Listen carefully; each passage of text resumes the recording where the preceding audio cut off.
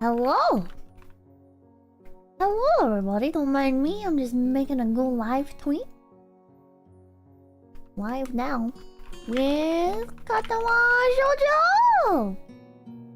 Hello, hello, hello.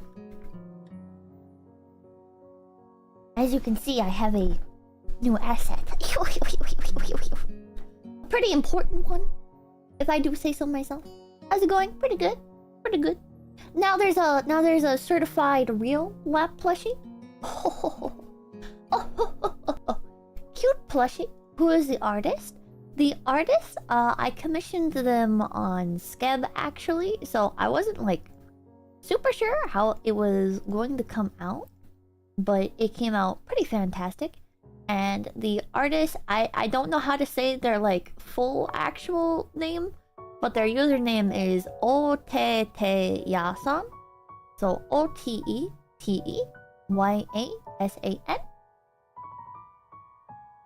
Yee. Yee. It came out great. I'm glad you guys like it. I'm glad you guys like it. Maybe I'll order one of. Are those your controller hands? No. No. What? You use some yaoi fingers. It's just the angle. It's just the angle. Sophie, thank you. Sorry, I can't watch your stream. Sakuna is live. Oh, I see how it is. Yeah, a paparazine one for Shipkin. Yeah, more accurate fingers. Ah, you guys are hateful. Could update the video description. That is a good idea. That's a good idea. Let me head on over there. Let me head on over. I'll retweet them on Twitter as well. Plushie. There we go. Dun dun dun. Canonical grippers. 10 maximum, thank you. Those aren't big enough to be Peppa's yaoi hands. Oh, that's thank you. Cute plushie. Those grippers are SCP tier. What? Bad banner, thank you. I'm digging the outline. Thank you, thank you, thank you. Ike the pirate, thank you. Ah! Ah! Peppa got cucked by the fish dude. Oh boy, what stories is he telling? I stopped watching Sakuna to be here. That's the correct take. That's the correct take. You guys should skip out on Sakuna and you should watch Pippa. Hello, see, thank you. Let's hope neither of your parents walk in on any spicy scenes. Mr. Thank you. You're making me choose between my Kami Yoshi and my Coffee Yoshi. Oh my god. Pipsqueak looks fantastic. Thank you. I think he looks cute. Yeah, why watch a fish yap when you can watch a rabbit yap? Yeah. Yeah. It's only $5, a memory from the past. Should have made it green and purple. What? Why?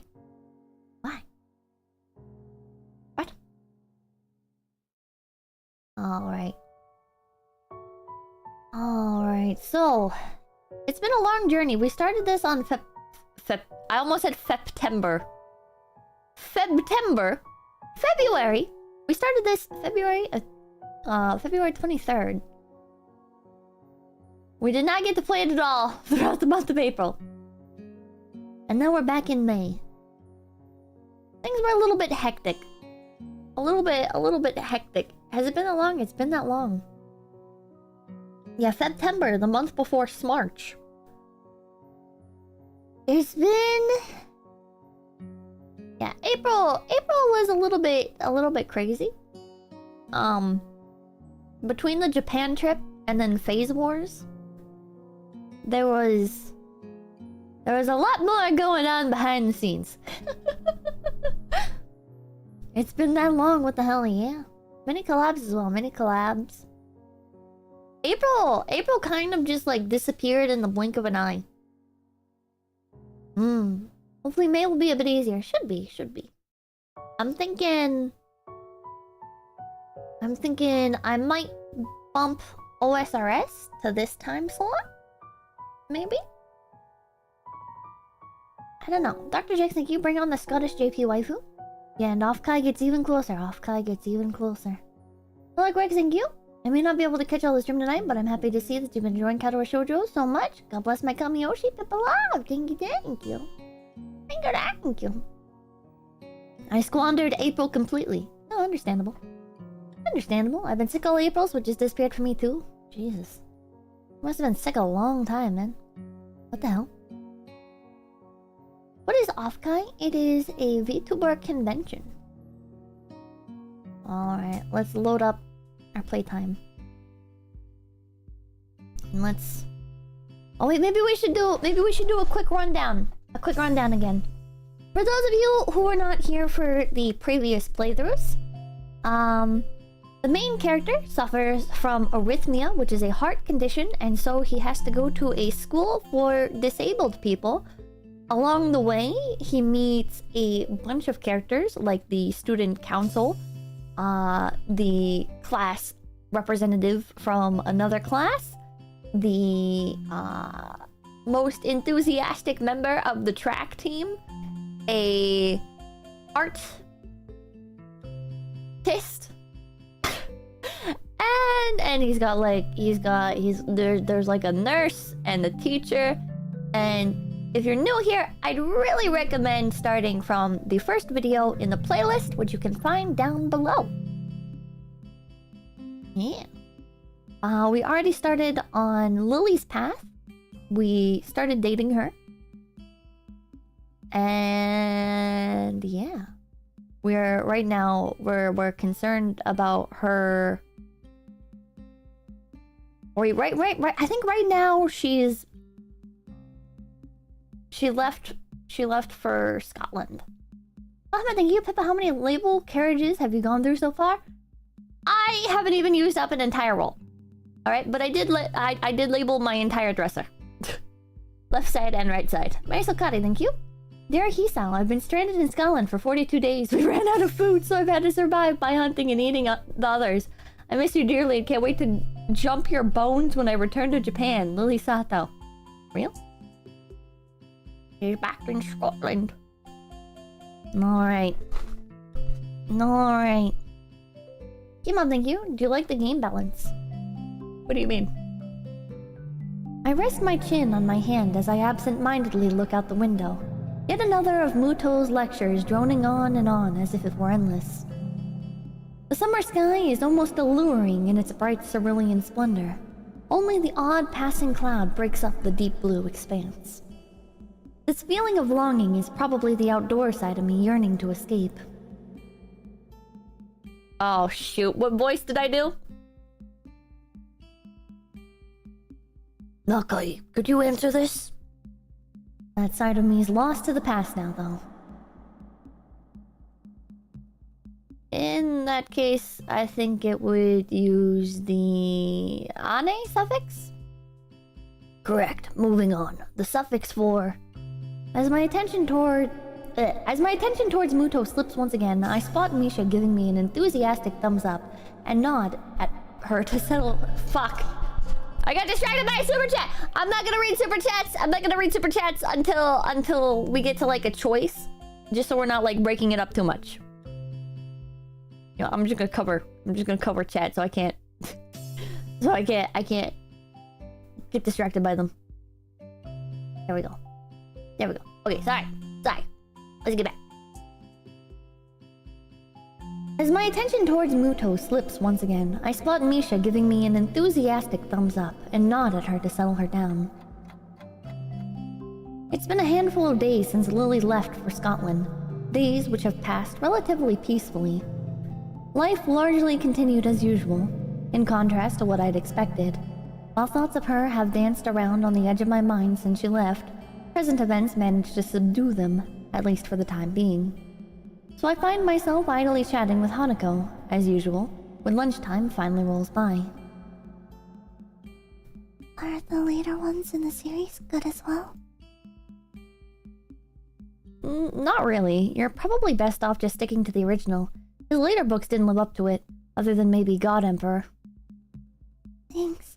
I wasn't really sure if... As Hanako steps to the side, I see Shizune stride up in her typical businesslike manner, flanked by her ever-present bright-haired shadow.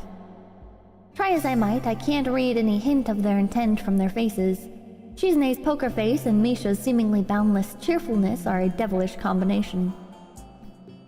Morning, 𝐒𝐡𝐚𝐬, Misha.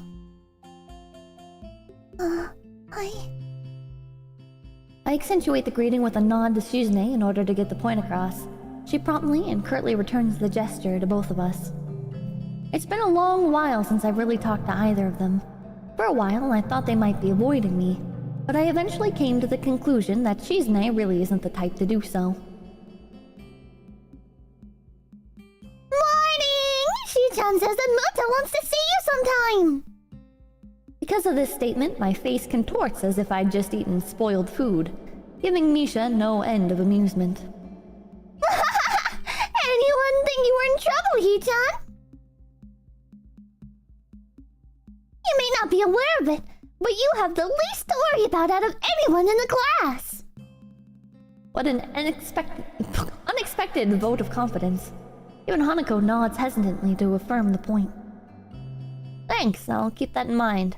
There was something I wanted to ask you, though. And what might that be, Hee-chan? I have a feeling this won't go over well, but here goes. Is there any reason why you and Lilly don't get along? It seems like even a little civility would help you both in your duties. 𝐒𝐡𝐚𝐬's cold stare after Misha happily signs the word stops me in my tracks. In hindsight, I really could have worded that better. Oh, Hanako! Out of the corner of my eye, I'm sure I see Hanako move back, just a little. Thankfully, 𝐒𝐡𝐚𝐬 notices this and lets her temper dissipate as she forcefully runs her hand through her hair to let off steam. Perfectly on cue, Misha begins interpreting the second 𝐒𝐡𝐚𝐬's arms begin to move. I would say that such matters aren't relevant to you, but since you seem to have befriended Lilly... She pauses to adjust her glasses, evidently attempting to articulate her point in the best possible manner.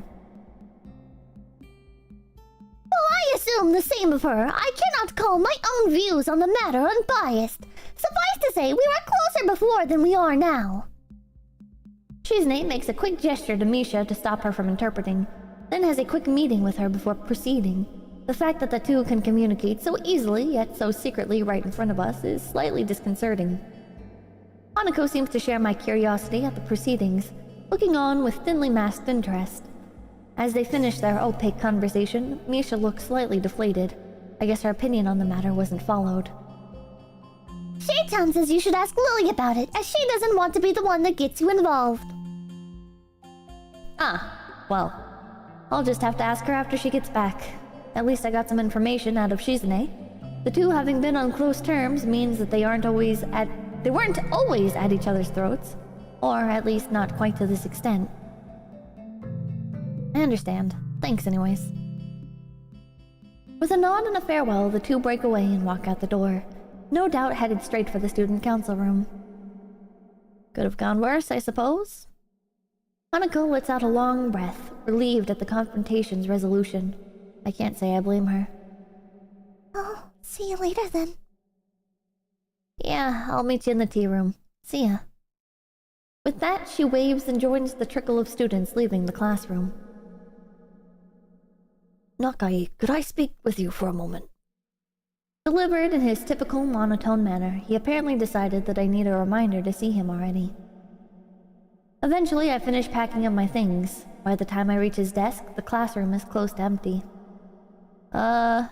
Yes, sir? He looks up, taking measure of my face before giving an awkward, rather obviously acted chuckle. No need to feel guilty, but you're not in trouble. You're not in... Ah! No... Hi chat, my name's Pippa. No need to feel guilty. You're not in any trouble. I just want to ask you something I've asked a few of the other students so far. That's something at least. For a moment I thought my maxim of keeping my head down and pen up had failed me. So, what did you want to talk about? To start with, what do you think of your progress in this class so far? Good? Bad? I detest that kind of question. For a fair amount of time, I try to think of a response that is neither pathetically humble nor cocky. I'd say I'm doing okay. The work doesn't seem too hard, and I'm doing better on the test than I thought I would. That's a good answer. A correct one, too. I give a mental sigh of relief at his satisfaction. To say that I don't gain a little pride from his comment would be a blatant lie.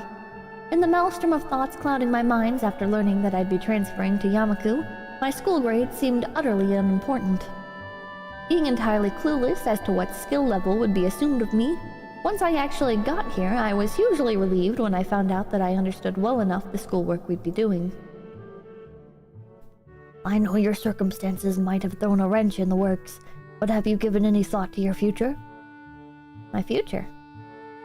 What you'd like to do as a profession. Do you have any thoughts of where you'd like to be in 10 or 20 years' time? I wouldn't be surprised if you covered this ground in your previous school, but I don't have any record of it if you have. I suppose the last year of high school is the time when students would need to be thinking about such things. To be honest, I really haven't lent it much thought compared to my immediate situation. Catching on to my thinking, Mutou speaks up. It's okay if you haven't decided on anything specific yet. I wouldn't be surprised if a lot of your classmates were still undecided. Maybe pursue one of your talents? He's rather obviously trying to squeeze an answer out of me, and something about his previous wording makes me suspicious. He didn't seem to be intent on asking everybody like this, so he must have some kind of selection criteria. At a guess, our grades in his class. Well, something in science might be the path of least resistance. His face brightens, no doubt pleased at the thought of a prize student following his subject as a career path. Good. Having a general idea is the first step. I would advise you to think on it, though. I will. Things are kind of settling down, which will help. Good to hear. Oh, and I've noticed that Ikezawa's attendance and grades have improved since you came to be friends. I'd like to thank you for that. I'm surprised you noticed we knew each other. He gives a chuckle as awkward as his smile. The guy really has no idea how to properly act around others. Every facial movement seems like an act of careful but misdirected choreography. He's me! You could say that having a general idea of who knows whom is part of a teacher's job. Catching himself before he goes off on a tangent, he loudly coughs into his hand. I'm sure you have things to do, though, so I'll stop here. Please do think about where you're headed from here, as you don't have long to go before you finish high school. I will, thanks. The brief talk ended. I take my leave. He goes back to fussing with the teaching materials on his desk. This is one of the times I'm envious of Lilly, almost maddeningly so. To have one's future so clear and so assured, yet working towards it from such a young age. It's an idea so utterly irreconcilable with my own thoughts, mired in the present day just as they've always been. Then just pick something. Then just pick something and work towards it, bro. Forehead. 1 second. Ah! One second, chat. One very quick second. Maybe not a very quick second. Hold on. Chat, are you guys enjoying the game so far? How's the weather? There we go. Hi. I was grabbing my fake teeth so it'd be easier to read. I haven't actually tried, like, reading out loud with these. But for those of you who don't know, like, I'm missing some of my teeth, right? Because I used to be like a really bad NEET that like never brushed because I was like, I'm not gonna live long enough for this to be an issue. So my teeth got really bad, and then I went to some really bad dentists, and they messed up my teeth even worse. And now I go to good dentists, and now I've got like little fake teeth that I can pop in, so I don't need the. One of the things that's made like reading streams and stuff harder is like I only have like you know like your 2 front teeth, right? I only have like one of those, right? So like pronouncing a lot of words and stuff is a lot more difficult because there's not as much to like click off of, you know what I mean? But now I got like a little partial thing that I can pop in. Hell yeah. Hell yeah. I don't know if this will make it easier or harder. But we'll find out. We'll find out. Fighting the urge, Lamau. One front poop. Me too. I fell on my teeth in a bike accident when I was 9. Ah! Oh god. Get back some, thank you. Are you gonna get implants? Eventually. I'm trying to get all my teeth like nice before I do anything like that. Hanako, thank you. Yet another Katawa Shoujo stream I'm gonna have to watch later. Glad you're finally continuing it. Glad you're watching. Pippa's gay sister, thank you. Hello, Pippa. Because of you, I played this game and did Rin's route, and it might be cringe, but it genuinely changed me and made me reflect a lot, so thank you. Officially an important part of me now, Pippa love. Hell yeah. Hell yeah. Titanium implants scare me. Guadamus, thank you. Azores, thank you. Fake teeth, did you get them in gold? No. Pippa has a lisp. Do I have a lisp? Wait, is the lisp worse? Wait. Huh? Chat. No implant. No implant. Implant. Implant. Do I have a lisp? No, don't worry about it. What do you mean, don't worry about it? That means I do have one. Hello. You're fine. Implant. No implant. Say a word with S. Susie sells seashells by the seashore. Korgoth, thank you. Beep, beep, beep, beep, beep, beep. Gaslight. You talk a bit louder and clearly. Do I? Susie sells seashells by the seashore.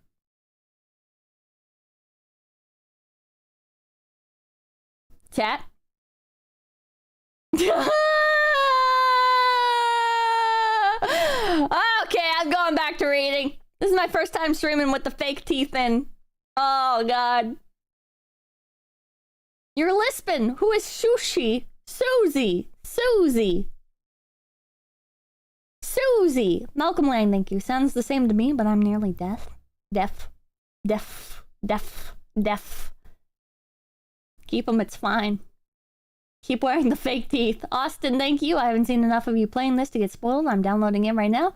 Hope it's as good as people say it is. It is. Okay, I'm going back to reading. Yeah. Okay. Okay. Walking through the lobby to the cafeteria, I silently rue my daily routine having been completely thrown off. It had seemed like a normal day. I arrived in class before most, due to waking early and having become quite adept at chucking down my pills without choking as I get ready for the day. But as students trickled in, one never materialized. Hanako. I step inside, my eyes scanning the expanse of the cafeteria in search of a suitable place to take a seat. It's a task made more difficult by the groups of students moving about and busily talking. Yeah! Oh, yeah! A hand pounds my back hard a couple of times, severely winding me. I couldn't care less about the culprit as I focused my thoughts on my chest in a near-automatic reaction. My hand instinctively tightens on my breast, and I start going through the steps I rehearse in my mind every other day. Breathe steadily, in and out. With a measure of relief, I can slowly feel my chest becoming less tense. By the time I look back up, my face is covered in sweat from the experience. Fucking Kenji! Hey man, are you okay? God damn it! Don't do that, you idiot! He retreats back, an expression of unease written on his face. In hindsight, I probably shouldn't have barked at him, considering he had no way to know. I give a sigh and right myself with some difficulty. Sorry, I just have some chest problems. Sharp knocks aren't good. It seems strange to see him so upset. The fact that I can't do anything about it irritates me. Let's get lunch. Okay, it's good to have some company for once. We start off to the serving line. One good thing is that Kenji and I can make small talk nowadays, as opposed to my only interaction with him being anti-feminist lectures. It seems like it'd be hard to find an empty table. There's a few people I wouldn't mind sitting with. Nobody's like you, though. I feel a shiver run through my spine. Clarify that now. They don't listen. Their minds are closed. It's the media, man. The goddamn brainwashing, mainstream, feminist, fascist media! He takes a breath and I savor the second of silence. Damn, they control everything! Everything but you and me! I relax a little while we grab our food and drink. So, what have you got for me? Huh? Come on, you've been hanging around Sato and that other chick for ages now. Rumors are all over my class and probably some of the others, too. Eavesdropping isn't a good habit. Let me guess, you never do it? Not even when you're bored? Really? Whoa, Fine, point taken. Both of us stop and have soup ladled into a couple of small bowls and placed onto our trays. The concoction that lands into the bowl looks pretty questionable, but at least it smells reasonably good. As we take our seats at a miraculously free table, I try to think of something that would actually interest him at all. I hope I can come up with an acceptable topic. I found an answer to that question you asked a couple of weeks back. Where Lily's non-Japanese half comes from, that is. Good, man. It's Russia, right? Totally Russia. Scotland. He's visibly stopped in his tracks. Scotland? Yeah, that was my reaction too. She can speak English fluently and everything. Damn it! Do you know what this means? How terrifying this news is to me! I think he's hyperventilating. Passing out for a little while would probably make him more relaxed than he normally is. Oh, well, we're already on Lily's route, so we can... Hopefully this wouldn't, like, mess up our route, right? I kind of want to humor him. I have no idea what it means. Enlighten me. Oh, I should have did super chats. Oh well. I just lost 1,000 yen, man! 1,000 yen! Damn, this is the worst day ever! That's like $8. Oh no. You're kidding me. You made a bet about her nationality? One of the new ones in my class was bugging me about it. I gave him some of my wisdom and he had the audacity to say my logic was wrong. So, what did he think? Germany or something. It doesn't matter. What matters is my 1,000 yen. Damn, this day is ruined thanks to her! What a bitch! He looks utterly devastated as he wolfs down several clumps of his soggy, soy-soaked rice. It only takes a few mouthfuls before he pokes his chopsticks at me, stabbing the air repeatedly in revelation.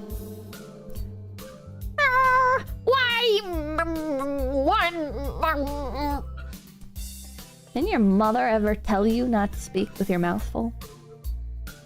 He gives me a dirty look before choking down the rest of the food left in his mouth and taking a gulp of juice. It's rather unsightly. Remembering my own food sitting in front of me, I decided to get the task of eating the cafeteria food over and done with as fast as possible. The sooner I do so, the sooner the experience will be over. So as I was saying, why would anyone want to live in that place anyways? I mean, what is there to see? Grassy plains. That's it. Lots and lots of grassy plains. And men in kilts. I'm not sure which is worse, this food or his worldview. I can feel my face being dragged down by their combined weight. Not that he'd notice or care. It's not that bad. Why do you care about her so much anyway? She's just your class representative after all. He gives a malevolent chuckle.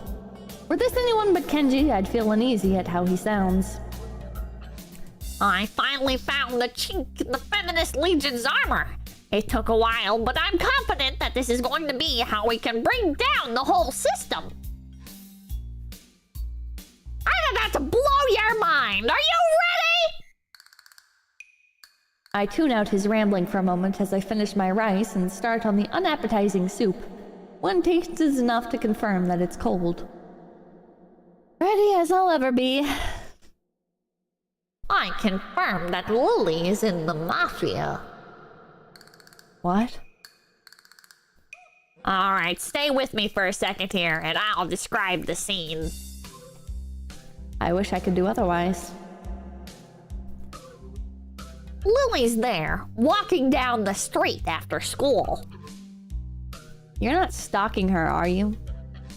No, damn man, I do have some sense of self-preservation. But not dignity, or morals, or social standards. Anyway, as I was saying, this car pulls up next to her, and guess who steps out? A man in a pinstripe suit! Waves her in, then the two leave just like that. I tell you, man, she's under protection. Under protection! A man in a... Oh, I can see where this is going now. It takes effort not to sigh in exasperation. Let me guess. This man was about average height, had a slightly slender build, had blonde hair, looked foreign, and smiled a lot. He looks positively stunned. I take advantage of the moment of quiet to quickly gulp down a mouthful of cold soup. It seems like you're more observant than I thought. Yes, I have chosen well. He giggles a little and nods to himself so dramatically that it looks comical. I can't tell whether that's intentional or not, and the fact makes me frown. This has important ramifications, you know. If she really is connected to people like them, and we're smart about what we do with this information, we could turn this into our greatest weapon against the student council. Once he starts rambling into conspiracy territory, my juice suddenly becomes of much more importance. Only half listening to his pontifications, my mind drifts to the matter of Lilly and her antipathy for 𝐒𝐶𝑯𝑨𝒀𝑐𝑐𝑐. The past between them is steadily becoming more coherent, but I'm not even sure if I should be learning of her past this way. Indeed, even if I do work out what went on, it really doesn't seem like my business to go and interfere. Damn, not having Lilly around is making my thoughts wander. I'm noticeably more bored and sullen without her company. And the same goes for Hanako. All we do during lunch anymore is eat and play chess. Come to think of it, I need to go check on Hanako after school too. Considering her much improved attendance, I'm guessing she's come down with something. No. Oh, Nakai? I stop as I'm about to leave the classroom, turning on the ball of my heel to meet Mutou. He's holding out to me a couple of worksheets we'd worked on during the day with his long, lanky arm. Would you mind giving these to Ikezawa?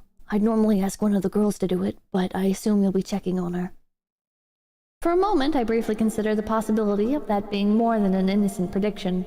I quickly discard the idea, though, as it's hard to think of him acting in such a Machiavellian way. It's not his nature. Sure, no problem. Walking up the hallway of the girls' dormitory, several ideas of why Hanako's been absent float around my head. The most obvious of them is just a simple cold. That said, she might not even be sick at all. It's been almost a week since Lilly left, and despite her at least appearing to be normal, I've suspected she's somewhat more insecure about it than she's letting on. Eventually, I come to Hanako's dormitory room. Its simple brown door separating us. Her room's position next to Lilly's is extremely convenient, and probably a large contributor to their meeting in the first place. Grimacing slightly at the prospect of her being sick, I rap my knuckles on the door. Silence. I listen intently for any sound of shuffling coming from inside, but I can't hear a thing. I knock on the door again, slightly harder. Still no answer. How strange. A door opens behind me. A freckled and somewhat scrawny underclassman I don't recognize comes out and is briefly taken off guard by my presence. Hi. I guess we should ask about Hanako, right? I guess we should probably ask about her. Let me catch up on the 𝐂𝐴𝐴𝐴𝐴. Let's see here. 𝐂𝐚𝐭, thank you for 5 gift peepees. Doritos Lord, thank you. Akira, thank you. Evil Mandrake, thank you. Thank you for... Oh, thanks to you sharing before, I found a dentist in time to save my teeth. The Lords be grateful. Hell yeah! I'm so proud of you, Evil Mandrake! Oh yeah, remember to save. Right. Azura, thank you. Lispin Lispa. 𝐒𝐴𝐴𝐴𝐴, thank you. Tihuzi Lamau. Austin, thank you. I haven't seen enough of you playing this. Oh, I wrote that. Okay. Oh, there was a raid. Wait, who raided? A Nyaru raid. Thank you, Nyaru, for the raid. I'm sorry for not saying hi as it popped up. I'm focused on the game, because otherwise I get distracted, and the more my mind wanders, the harder it is to read. Thank you. There's a bad end possible soon. Uh-oh.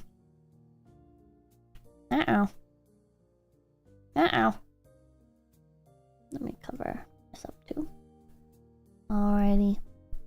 I feel like if we ask about Hanako, that'll help keep us on route, right? Because like Lilly obviously is gonna want us to care about Hanako as well. You know? I'm gonna try it. Actually, this may be a rather fortuitous meeting. Hey, excuse me. Do you know if Hanako's come out of her room today or not? She doesn't seem to be answering.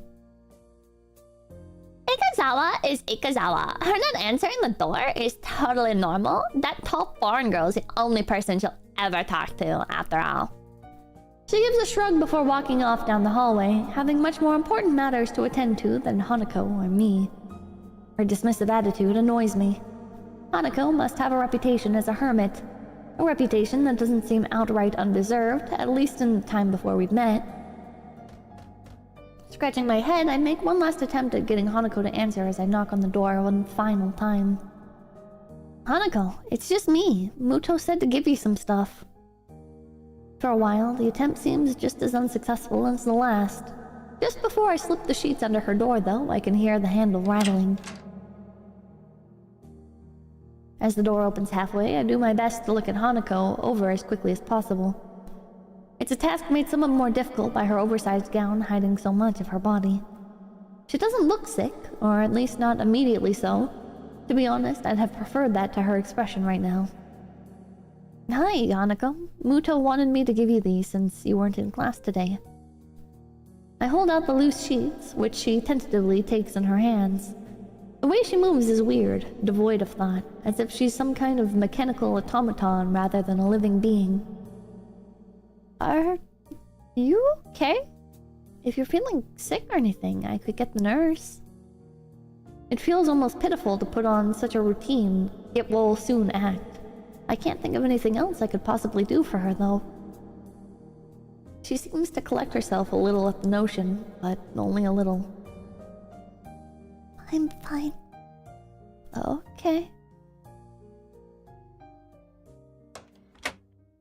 An awkward silence follows, eventually ended by her nodding solemnly in farewell and closing the door.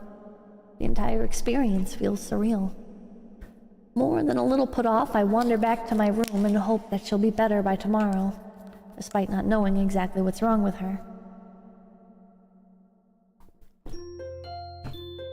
Sippy, sippy, sippy, sippy. And she went back to shredding in Call of Duty, yeah. Clearly not fine. She's clearly not fine. Once again, I find myself in front of Hanako's door after another of her unexplained absences from class.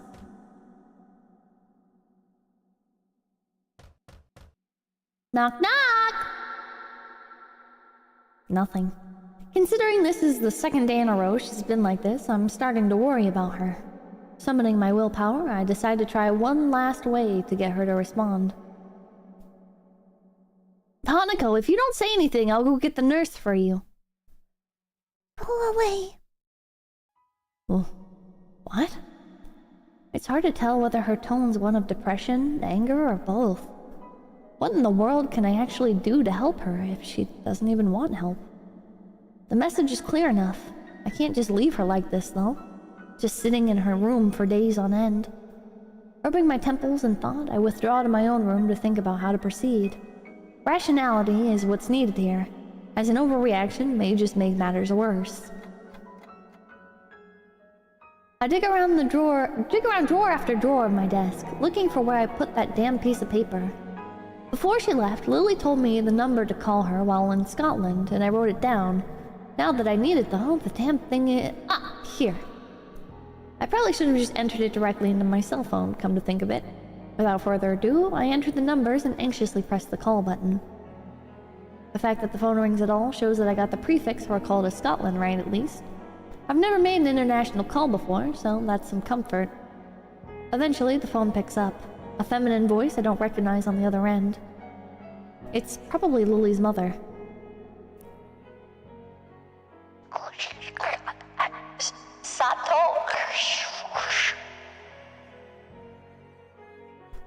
English. Suddenly finding myself unprepared, I realize I can't understand the word she says, either due to my limited vocabulary or her heavy accent. I should have anticipated this, since according to Lily, her mother is a native Scot. I soldier on, in the hope that she must know some Japanese, considering it's her daughter's native language. It's Hisao Nakai speaking. An enthusiastic sound of realization can be heard as she recognizes the language. My feeling of relief is immense. Ah, you must be one of Lily's friends from school, correct? Oh wait, should I try to... I don't know what a Scottish person sounds like. Even so, her accent means I have to concentrate to work out what she's saying. Yeah, that's right. Pleased to speak to you, Mrs. Sato. Do it? Please? Yeah, try it. Oh, fuck. Here we go again. It's so nice of her to find someone so polite. Lily, dear, it's for you.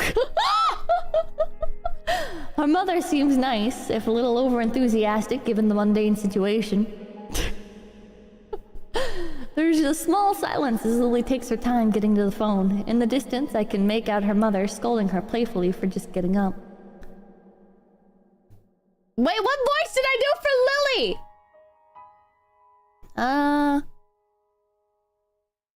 Hello, Lily speaking. Wait, no, that sounds too... Ah! You sound awful! She makes a sound somewhere between a dying animal and a yawn.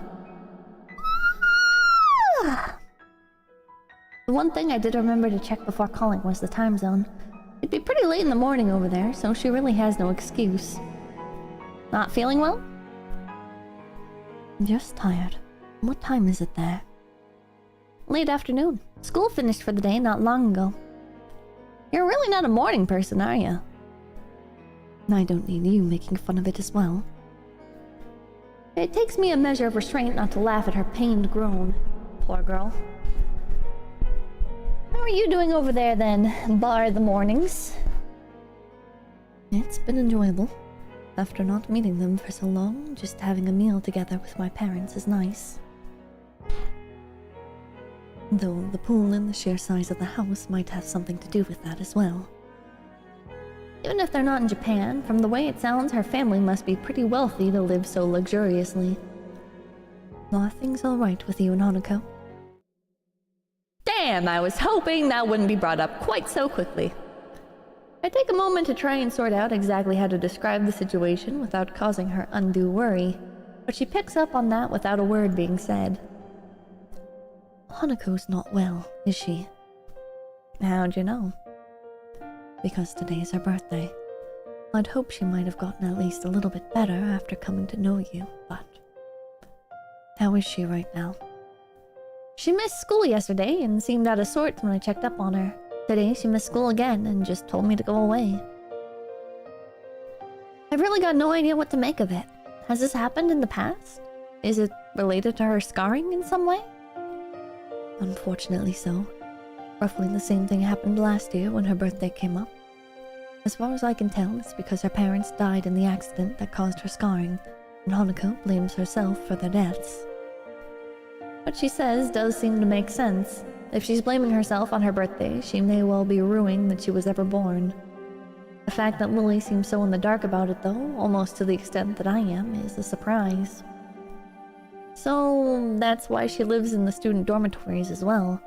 Has she told you any more about the accident? As close as we've come, she's barely told me anything about what happened. What I know about it is largely conjecture. She sounds depressed, almost defeated. Considering the trauma Hanako must have gone through, I really can't fault Lilly for not knowing. Nevertheless, she seems to still consider it a personal feeling. Failing. Don't blame yourself, Lilly, with everything she's gone through. I know. Thank you, 𝐒𝐴𝐤. I'm really sorry I can't be of more help to you. It's fine. I'll just give it some more thought. Thanks, and have a good time in Scotland. It's nothing. Thank you for taking care of Hanako. Okay. Bye. Goodbye. And with that, the line goes silent. Amid the seemingly only increased number of questions I can't answer, most immediate is what Lilly was going to say. Oh. Oh no. I'm an idiot. She must have thought I was calling to talk to her, but I only asked for her help with Hanako. Even more shameful than that thought is the fact that such an appraisal would be largely correct. Well, first things first. For now, I need to at least sort out Hanako and make sure that she's actually eating okay. The occasional passing students give badly hidden glances at the plate of food I carried to the female dormitories. It's hardly a meal to be proud of, only being an instant microwave meal from the convenience store, but it should at least fill her up. Eventually, I arrive outside of her room, after having to ward off a couple of girls who jokingly tried to pilfer the food I'd taken so long to procure. I decided to forego knocking, since it was proven to be utterly useless measure, and it's somewhat difficult to do with my hands full. Hanako, it's 𝐒𝐴𝐤. I know you're listening. I got some food for you. Silence, as expected. I'll leave it beside your door. Please eat it, at least, okay? There. I've said my piece. Now it's up to her. Putting the plate down, I walked back down to my room to eat my dinner. By the time I returned to Hanako's dormitory, a good hour's passed. Thankfully, there isn't anything to be seen beside her door. I walk back, at least somewhat happier that she's eating. If she intends to get through this by herself, then being able to help, even if it's just in such a small way, is at least something. She took the food! She took the food, bros! Chat Maximum, thank you. I didn't come here for sad. Yeah, well, it's time to be sad. I sit reading in the library after school, turning page after page, barely registering the words written on each out of sheer boredom. With my cheeks resting in my hand, I can't help noticing the slightly rough feeling against my palm. It won't be long before I'll need to get a razor. Giving up on reading, I simply let my head drop onto the book in front of me. Things have quieted down considerably since Hanako began attending school again. When she first returned to class, nothing was said nor done that wasn't part of the usual routine, and it's been the same way since. Neither of us desired to bring up her accident, so there simply wasn't any point in pursuing it. Thus, a few days went by, the daily grind continuing just as it had before. It's only natural that my mind would wander to other places, and more importantly, other people. The lily-shaped hole in the daily life of Hanako and me has been pretty noticeable for a while now. I'd be pleased to say that this has allowed me some time to refine just what my thoughts on her exactly are, but alas, I've had no such luck. It doesn't help that many attempts to do so have led to the troublesome topic of Iwanako. Every time my thoughts drift into that direction, I reflexively try to think about something else. Why did this have to happen now?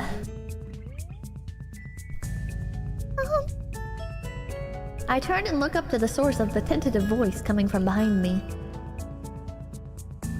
Ah, sorry, I didn't mean to disturb anyone.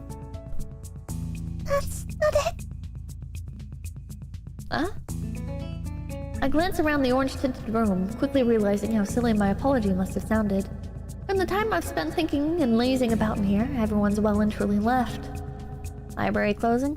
If you don't want to go, I could keep it open a bit longer. It's no trouble at all. Don't worry, I should get going anyway. Thanks. As I get up and begin to move off, I feel Yuko's eyes drilling into my back. Is there something wrong? You look depressed. Are you okay? Yuko nervously twists her fingers as she says this, unsure whether she's overstepping her boundaries or not. I really can't tell if she's more worried about my mood or about bothering me. Normally, I just shrug it off and assure her that I'm fine, but my reflective mood gets the better of me. Despite being staff, she doesn't really feel as much like an authority figure as the others. It's just... I guess the best term for it would be relationship problems. Oh, I'm not too good with that kind of thing. My only relationship ended a bit abruptly. But if you want to talk about it, I mean, I could listen, I think. Now I feel kind of bad for bringing it up. She's not that old though, so at least she has a good chance of finding another partner.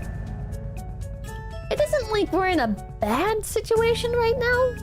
We have spent many days together as friends, sometimes going out to do stuff, that kind of thing.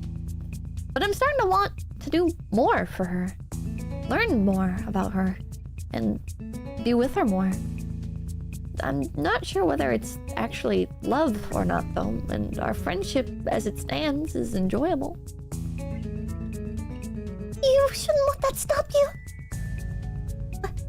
Sorry. How to say this? I think that it's nice that you have a good friendship, but school is going to end eventually. Do you think you'll be fine with not knowing if you could have gone further after you've graduated? I guess that's the crux of the problem. I really have no idea what the answer to that question is. Well, I really can't help you there. What your true feelings are is something you have to decide for yourself. I think that if you do love her, you should definitely say something. After thinking about it really hard, I decided that even though my relationship didn't work out, it's still better that way than never knowing if it might have or not. I never expected Yuko to sound so wise. It only makes sense that, with more life experience than I, she'd have a better idea about this. While I suppose not very much was actually answered, talking to her has helped get it off my chest, and I have no doubt that I should confess if I really do like Lilly.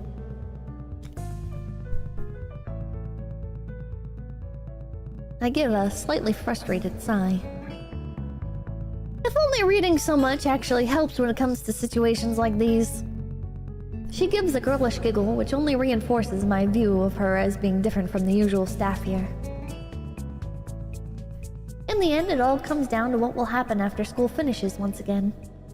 Considering what happened before I came to Yamaku, it feels like being asked to keep up with a field of runners despite having started from a dozen yards behind them. It's just one more motive to move on from the past. The last thing I need right now is to not get too caught up in that and getting homesick while I'm at it. Once again, I find myself calling Lilly. My phone bill is going to be horrific considering this is international. But it's worth it. I don't only want to smooth over her feelings from the last time I called. I genuinely want to talk to her again. When the phone finally picks up, I easily recognize the voice on the other end.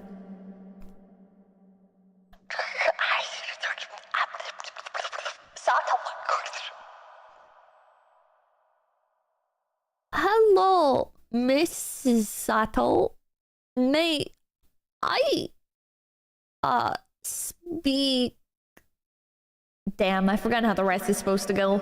It's not encouraging to forget such a small amount of words, even if I didn't spend that long trying to memorize them. May I speak with Lilly, please?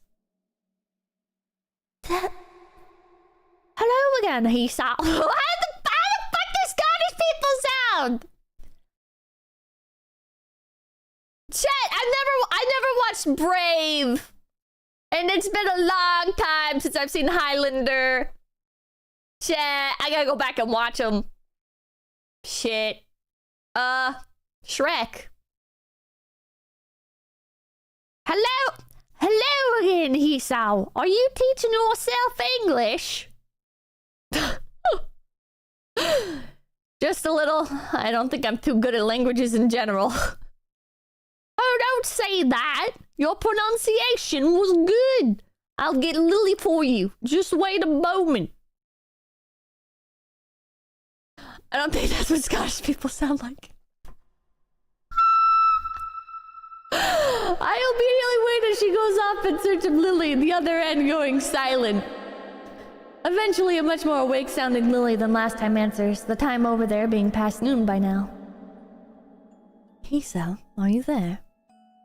Yeah, I'm here. Hi. Good afternoon. Sorry for taking so long. I was outside in the garden. Gardening? Unfortunately, I found I'm no good at it, so I just smell the flowers. I think my fingers appreciate it more. I take it Hanako's recovered a bit. Yeah, I just made sure she was eating, and eventually she righted herself. Thanks for the help the other day. I don't think I was really that much help. The main thing is that she's better, though. True. So, how's life over there, then? Sounds like you've been living in nothing short of a mansion. I wouldn't call it a mansion. But it's rather large, is obviously what she wants to say, though modesty stops her. I'm a little envious, but it is her holiday. It's a nice house to stay in, though. There's a beach near here, too, which Akira's especially fond of. She's a swimmer? She's constantly dragging me there to have swimming competitions, which she wins every time. Lily doesn't strike me as very athletic at all, so not being adept at swimming seems logical enough. The fastest I've ever seen her move is understandably relaxed pace during her walks to and from the suburbs down the hill from the school. It makes the image of her swimming hard to imagine. The beaches there must look nice. They'd be less crowded than the ones around here, at least. Indeed. Akira says the area around here looks beautiful because it's so far outside the city. I only realize what I've said after I say it, but it doesn't bother her at all. It's still easy to forget that she can't see when she's not around, despite the time we've been friends. That said, the local accents sometimes make Fuck. You're preaching to the choir, Lily! That said, the local accent sometimes makes communication a bit hard.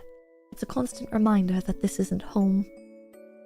While the fact she doesn't consider her parents' residence to be her home makes good sense, it makes me realize that I can't really answer whether the same goes for me. Graduation from Yamaku is distant enough to be difficult to view objectively, and I've spent so much time in this small room I've come to accept the dormitory as my new home surprisingly quickly. I guess that would be hard to deal with. Is your knowledge of English holding up? Yes, I'll stop swimming yourself! Thankfully, I may be fluent, but being in a position where I have to use it often helps in curbing my Japanese accent, so it's been useful practice. I hear you're trying to teach yourself English. More like memorizing a few lines, and failing at even that much. I'm really not cut out for learning another language. My admission of defeat draws an amused giggle. I believe that there are things one chooses to do in life, and also things that are chosen for one to do in life. You can take comfort in the fact you're better than me in science and math, at least. All that's helped in making me is Mutou's star student. I wouldn't worry about it. They're useful skills for many jobs, right? That's what he tells me. His face veritably lit up when I said I'm probably going into a career involving either. We both share a warm laugh at the events that have befallen each other on opposite ends of the world. It's nice and reminds me of our simple small talk that I've been missing since she left. As each of us waits for the other to begin speaking, I decide to push ahead with my feelings. I can feel my throat tightening slightly. I miss you. The silence on the other end of the phone tells me she's given the words their due weight, but as it goes on, I can't help feeling more and more apprehensive. Thankfully, the silence ends almost as quickly as it had begun. And I miss you too, Isao. Goodbye. Goodbye, Lily. Once again, the phone is hung up, simply and without any further ado. That light, tentative, almost shy voice, her warm and soft tone. I'd simply be lying to myself if I were to say that I don't recognize its feeling for what it is. With thoughts of Lily dancing on my mind, I start anticipating her return. Today has been a most excellent day. What? What? Chat. We might be on the path. We might be on the path to the good end. I believe. I sit listening to another of Mutou's long-winded lectures, my mind wandering far from the scribbles on the dirty blackboard. Since I called Lily, my mind's been drawn in two directions. Both roughly lead to the same conclusion. I've started to feel oddly detached from my past life. Why is the song so much louder? It's only been a month and a half since I arrived here, yet this school's become a second home. I've gained new friends and contacts, managed to get to grips with the school's lifestyle and culture, and become accustomed to the quirks of my classmates. To become used to a school where disabilities are the norm rather than the rare exception still catches me off guard sometimes when I think on it. The same school that's populated by burn victims, amputees, the blind, the deaf, and all manner of disabilities in between. If someone had described this school to me before I'd come, I'd have shrugged it off as an overactive imagination. Even when I first arrived, I felt like the Dutch coming to this strange new land for the first time. It's amazing how quickly one becomes used to the environment they're forced to live in. Really. And now I have even found someone that's got me entirely smitten. What a strange life. Before my mind can wander any further though, I find a page of lined paper slipped under my distracted face. The garish, bright pink ink has no doubt been penned by Misha. Who looks so bored, Ii-chan? School's nearly over. 3-day holiday! Oh, right. We get Saturday and Monday off. Can't complain about having less school, I suppose. I uncap my pen and scribble on the page before covertly passing it back to her, flicking my eyes to the front of the class every now and then. Mutou continues scrawling away arcane equations and formulas on the board. I'm guessing you have something planned? Misha takes the paper back and hunches over it comically, even for her. With her tongue poking through the side of her mouth, did she misinterpret my expression as depressed, and is she trying to cheer me up? Student council work with Shi-chan, of course! You're not still brooding over that? Surely. But Ii-chan could have helped us poor, lonely girls!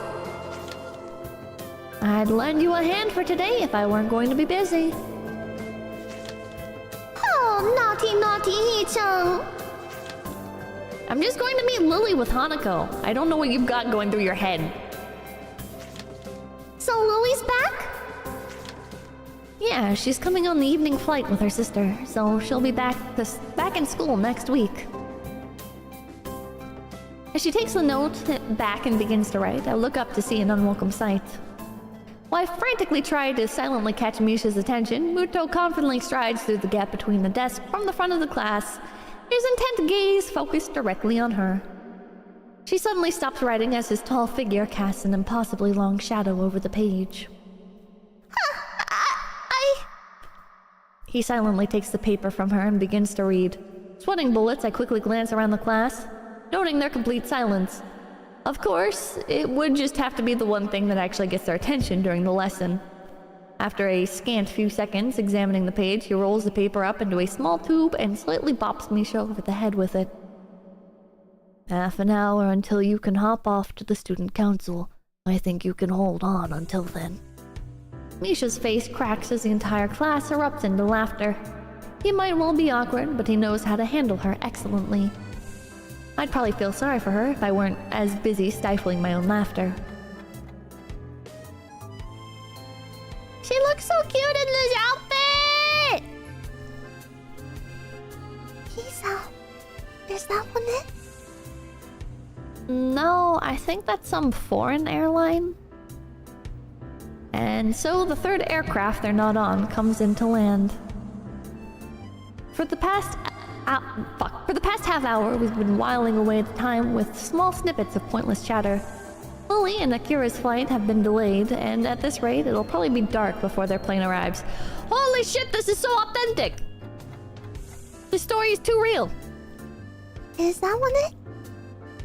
No, the company colors are wrong.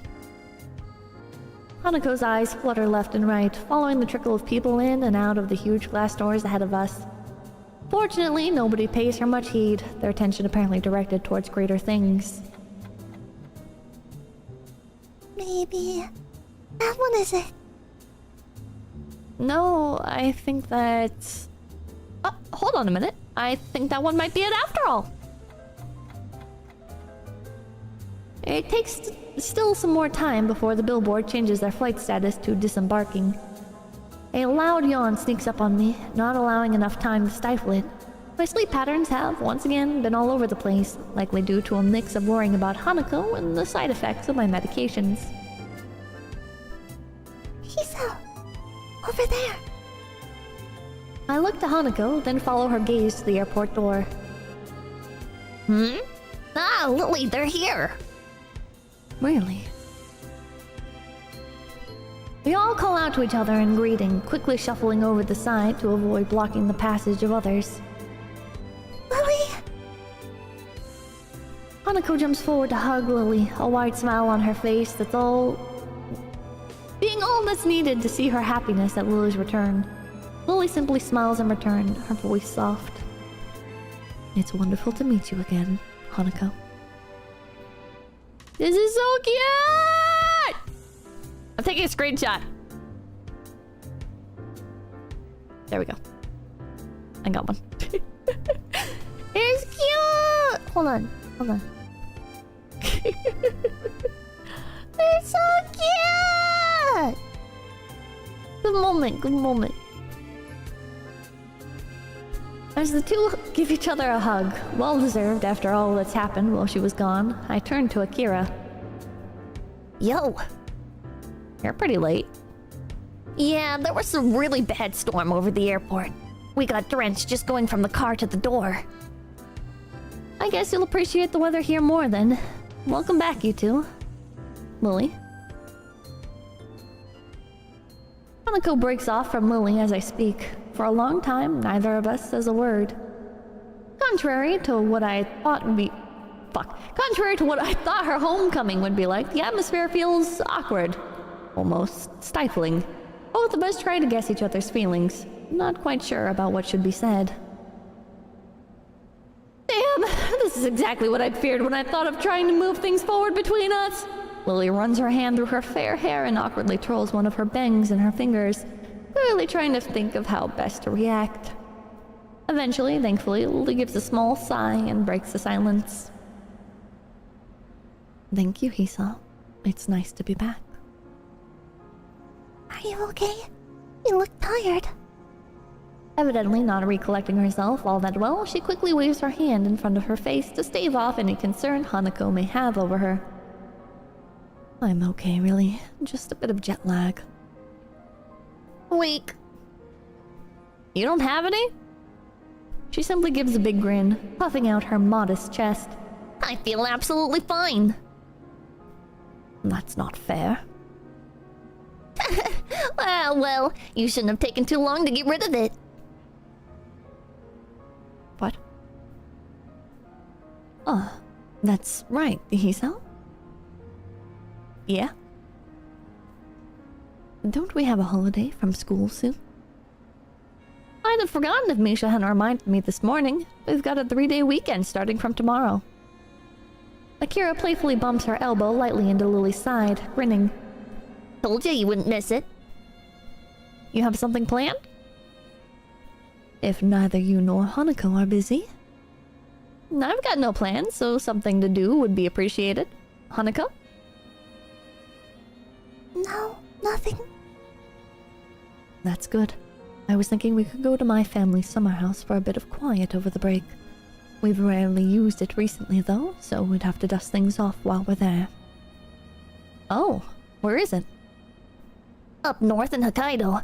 The place is practically deserted, so it should be a nice quiet break for you guys. You're not coming? Nah, gotta get a little holiday of my own set up with my boyfriend. I lower my eyes at her, suspicious of her intentions. It sounds like we're just cleaning up the summer house for you. That's perhaps a valid conclusion. Both of us zero in on Akira, her face somewhat evasive. Looks like we were right. That's just convenient bonus, really. Me and the guy left it in pretty good condition last we were there, I promise. Now then, I'm out of here. Already? Akira. She quickly turns and walks away, her hand held high. See ya in a few days, guys. Lily and I can only sigh at her hasty retreat. It does sound like it would be a nice place to go. Lily gives an enthusiastic nod, taking her carry bag in one hand and placing her other on Hanako's shoulder for guidance as we begin to make our way to the taxi area.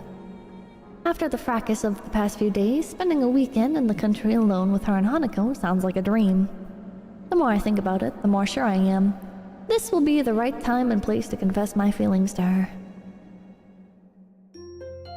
What disability is Akira? Tomboy. Free labor, let's go!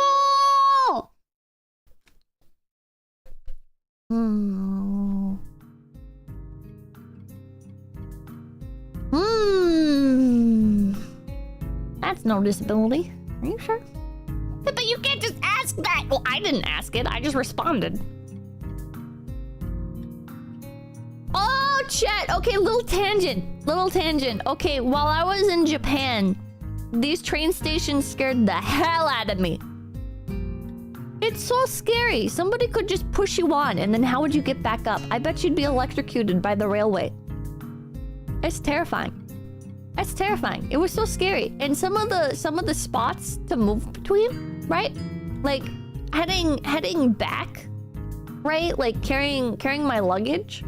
It's like such a narrow pathway on some of the platforms because there'll be like a building in the middle and you only have like how much? You have like a good like what's like a good comparison? What's like a good comparison? Stay in the lines, Pippa, but there's like no room in the lines. There is like no rooms. No, like it's so there is no comparison. There's really no comparison. You have like a third of a sidewalk, right? You have like a third of a sidewalk's width between you and falling into the fucking pit sometimes. It's so bad sometimes, chat. It's so fucking bad. Use measurements? Okay, maybe like...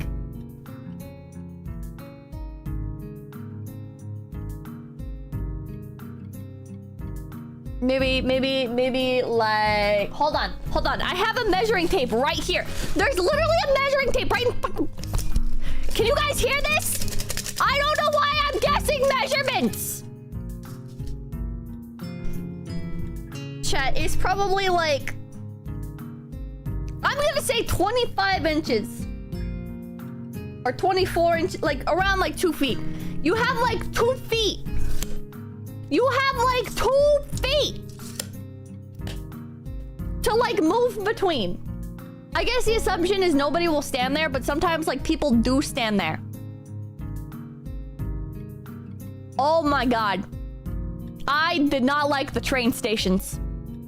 I did not like the train stations at all. Maybe if like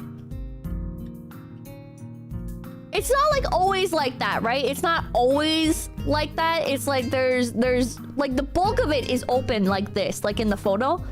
But there's spots where it's like that. And it's like when you've got your luggage that you're hauling and you're trying to get through there and there's people like standing, waiting there as well. It's so fucking scary, chat. It's so scary. I thought you liked trains. I think trains are cool, but I don't like being on the trains. I don't like the train stations.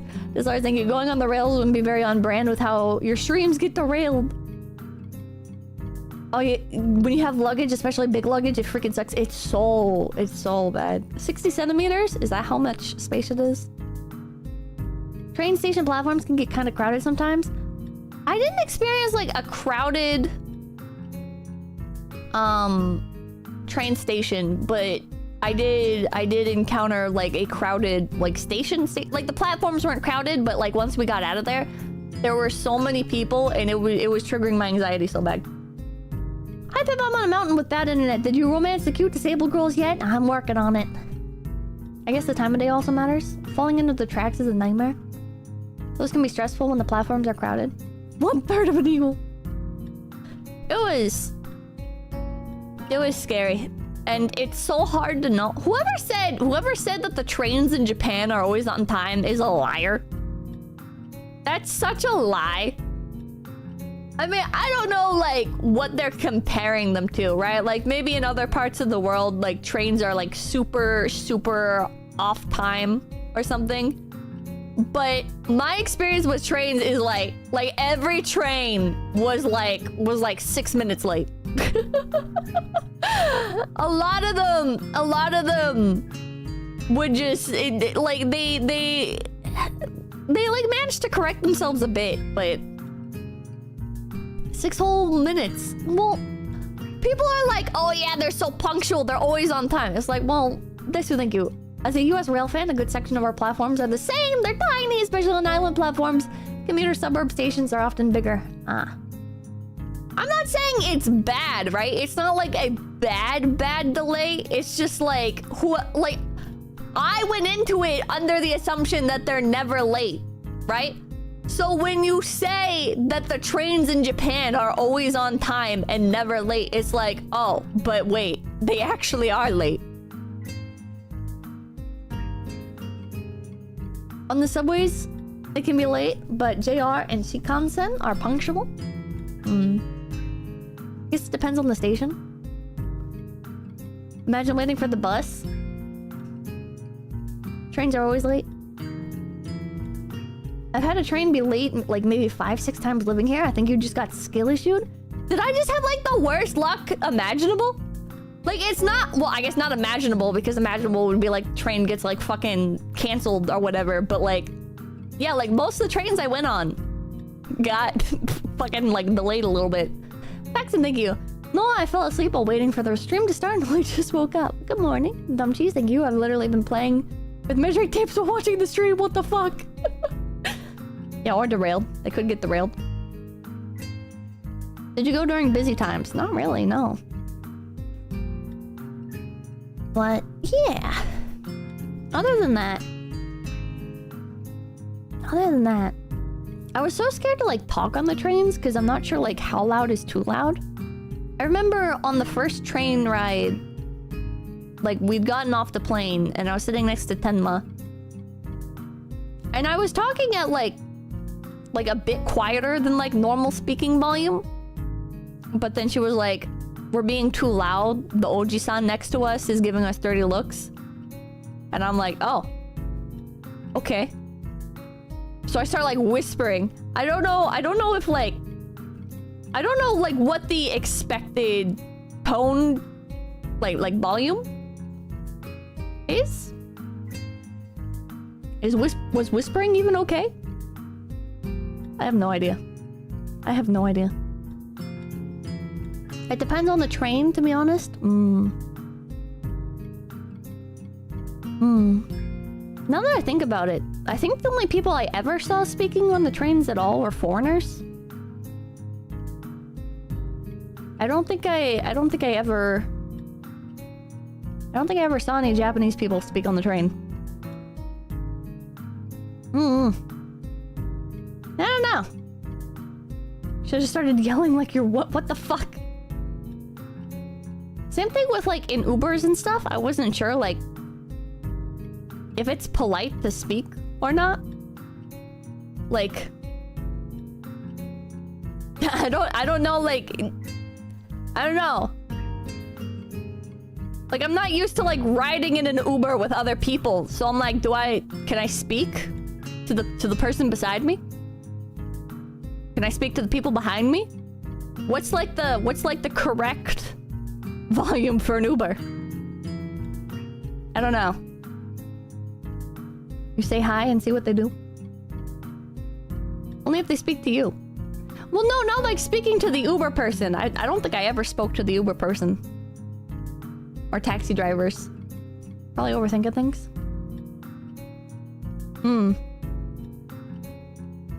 You may speak when spoken to, foreigner. Man, never thank you. The expected volume is silence. You can talk to other people in your ride. It's not that big of a deal, Pips. Uber is a thing in Japan. Yeah. For some reason, it really didn't like taking my money. I've never had this issue in America, right?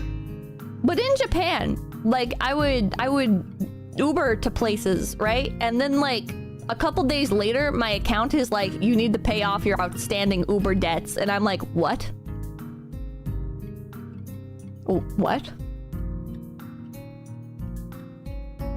I don't know if it's like the payment processing with Japanese Uber is just more maybe banking issues, I guess. I don't know. You don't tip them there? You can tip on the Uber app. Taxis were very expensive. Yeah, the taxis are very, very expensive. But I wanted to maximize my time, so I did spend way too much on Ubering. But it's like, when you're in another country for a short amount of time, right? Like, you really want to get from like point A to point B. You don't really understand like the local transit, right? I tried a few times, okay? I got so fucking lost. I got so fucking lost. I'd be messaging management, taking pictures. I'd be like, where do I go? I remember one time, I walked up to the fucking ticket thing. I bought a little ticket because I don't even know why.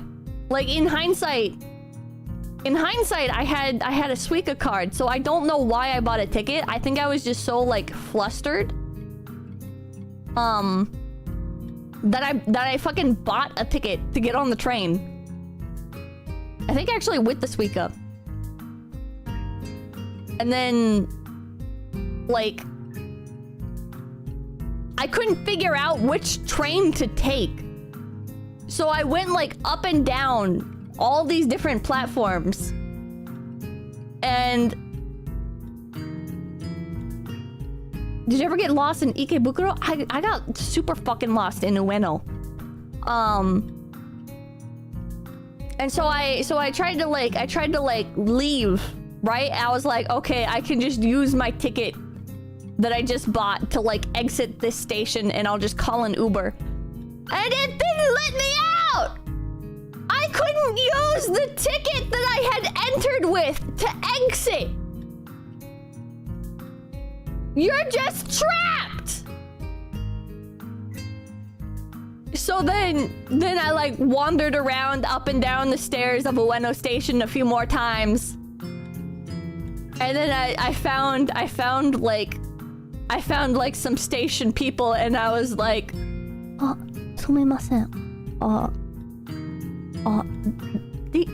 this ticket. Boko. And they were like, oh, here. And they pointed to the platform right next to them. And I was like,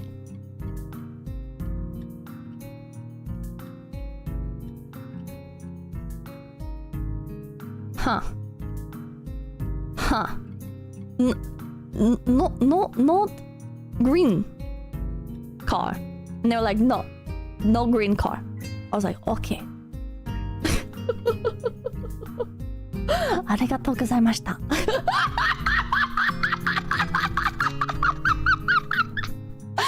And then I walked back down to the platform and I waited for my fucking train.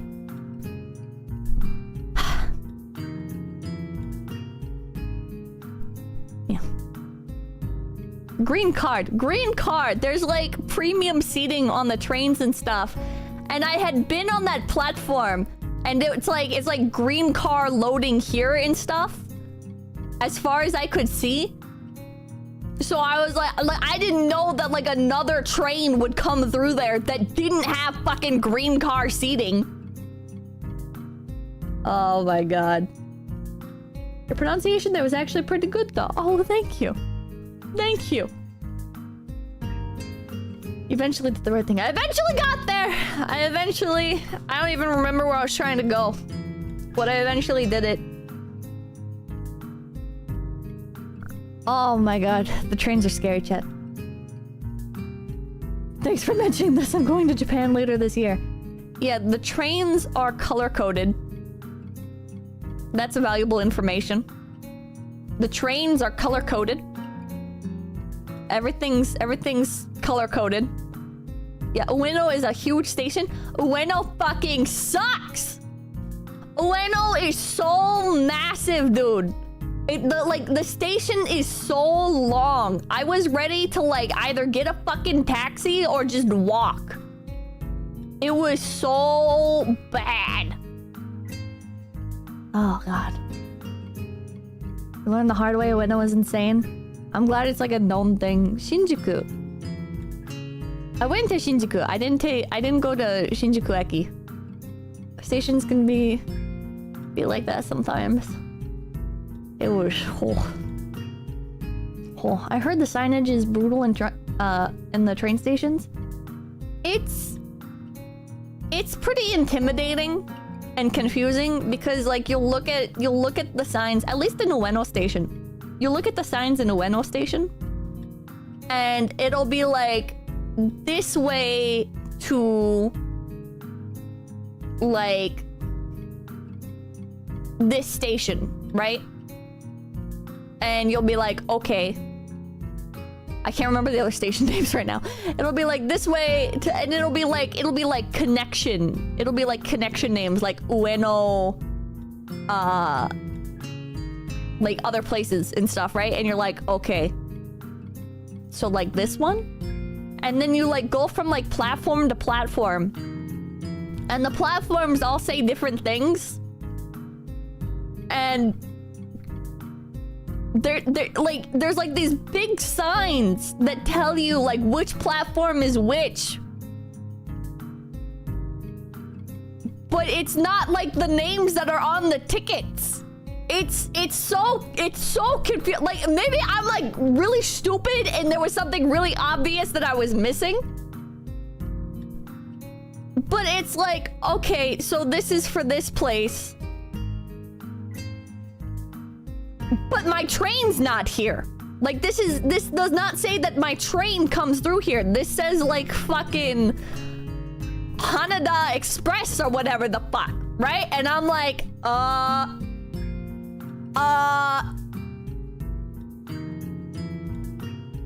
but it's because multiple trains go through the same stations. This is a non-neat airport. Guess you need to be a train nerd to understand. Oh man. Oh man.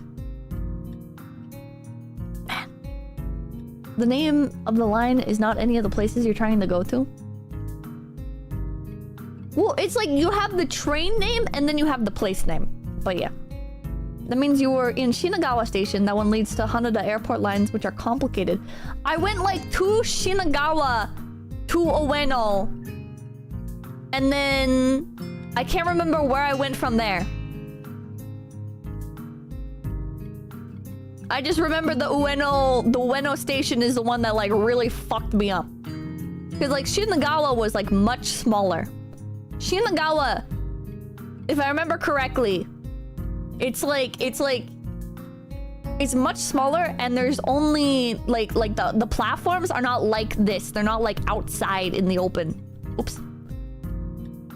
Shinagawa is much easier to navigate. Yeah. Amanagawa. Shinagawa. The crab grill. Yeah.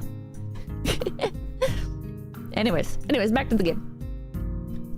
The morning chill wraps itself around my shivering body. I huff into my cupped hands to desperately try and stave off the cold as we mill about on the station platform. Lily's clothing looks rather ill-suited for the temperature around us. I can only hope it's indicative of what she expects the weather to be like at our destination. Damn it, Lily, why do we have to get here so early? Unfortunately, the train schedule is against us. The next train to Hokkaido is at 2 in the afternoon. Great, just great. Oh, that's another thing! Sorry, quick tangent again. Very quick tangent. I didn't realize that the trains are actually, like, so common in Japan. Like, I was so scared about, like, missing my trains and stuff. And then, like, a couple days later, I learned from management, they're like, yeah, if you miss a train, you can just get another one in, like, 15 minutes. And I was like, what? What?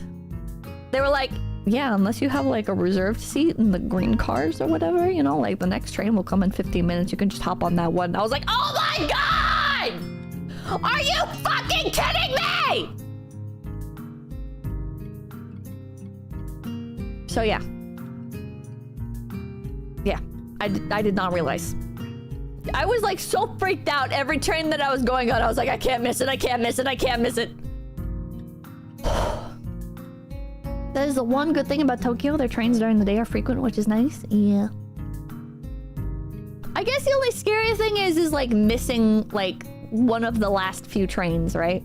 Because then they shut down for the night. I pause a moment to wipe some sleep out of my eyes, and Lily promptly takes advantage of the opening.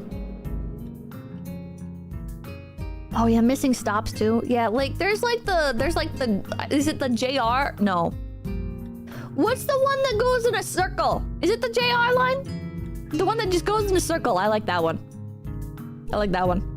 No anxiety on that one. Cheer up, Hisao. Once we get there, it'll be much warmer. Why not just take the bullet train? A normal train's going to take hours to get us there. So we may as well take the Shinkansen line as far north as it goes and just switch at the end. There's a certain charm to older trains, wouldn't you agree? Yamanote! Yamanote! The Yamanote line! Oh, I love that one! I love the Yamanote line! Hell yeah! Hell yeah! I'd agree if it weren't freezing in the morning cold because we decided to take one. I'm sorry, Hisao. Sorry, what for? I was the one who suggested taking a normal train. Way to make me feel guilty. All I can do is sigh and cover my face with my hand. It's fine, I'm just grumbling. My, Hanako. You didn't shoulder all the blame yourself. Even without your suggestion, I'd still have opted for the same thing. Thankful for the quick interception from Lily, I take a quick gander around the station. Aside from us, the train's platform's all but deserted. The morning dew settling on the empty benches. I guess no one else was masochistic enough to brave the very early morning. Though if someone was, they'd more than notice the huge bags both Lily and Hanako brought with them. Just what did you say you have to pack into those things anyway? The bags? She pauses a moment and tilts her head in thought. A change of clothing, raincoat, underwear, sleepwear, a number of books. I think that's most of it. You make it sound as if I'm unprepared. You brought less? Underwear and a pack of cards. That's it. And my pills, but never mind that. No pajamas? Damn, I knew I forgot something. Oh, I thought he was being silly about it. As I ruffle my hair in frustration, Lily sighs. There should be clothing you could use there. Akira still occasionally goes there, after all. I think some of our parents' clothing is still in storage. I don't think there'll be any problem with you borrowing a set of pajamas, if need be. Thanks. Still, I don't mind just sleeping in my normal clothing. For 2 days? Good point. Not really, though 2 days would be borderline. It's more that looking even a little like a slob would be unacceptable while I'm in the presence of 2 girls. As we leisurely talk on the station platform, an announcement sounds from the loudspeakers, loudly heralding our ride's arrival. Looking past Lilly and Hanako, though, the train's still well out of sight. A quick check of my watch is enough to see that it's the one we'll be taking. The 5:30 train was ours, right? Correct. Either of you two want me to take your bags? Mine's not exactly heavy. My, that's very gentlemanly of you, Hisa. Don't accept it too reluctantly now. As I bend down to pick up Lily's large bag, I look up to see Hanako picking up hers. You fine with that? A silent nod's the only answer. I'm starting to get the feeling that by the trip's end, I'll be able to count every sentence she said on one hand. Ah, cute! Cute, chat. It's so cute. I wonder what she's playing. What do you think she's playing? Maybe we'll find out. With the morning landscape passing by the window and the occasional rattle of the train bumping the carriage around, I try to focus my attention on the aging playing cards held in my hands. I'll raise you a 5. Hi. She scrunches her face up and leans over to Lilly conspiratorially. The two exchange a few whispered words. Considering how often this has happened so far, I'm coming to doubt Hanako's grasp of how to play poker. It doesn't seem to disturb Lily's reading, though, her hands flitting over each page with only occasional corrections to account for the train's bumping and rocking. My collection of chess pieces that we're using as chips is steadily growing anyway, so it doesn't really bother me. Looking around us, our carriage is almost as empty as the station platform we'd waited for on the train itself. Only a handful of people can be seen, looking mostly like tourists and couples on holiday. While the two continue their less than clandestine strategizing, a small boy looks over the seat and stares at me. Hoping he doesn't begin to stare at Hanako, I simply give him a wave and a smile. Thankfully, he retreats back to his seat after finding me far too boring to waste his attention on. I'll see and raise you another 5. Damn, you got me. I fold. I've been bluffing and she's caught me. Hanging my head, I push over a large portion of my winnings.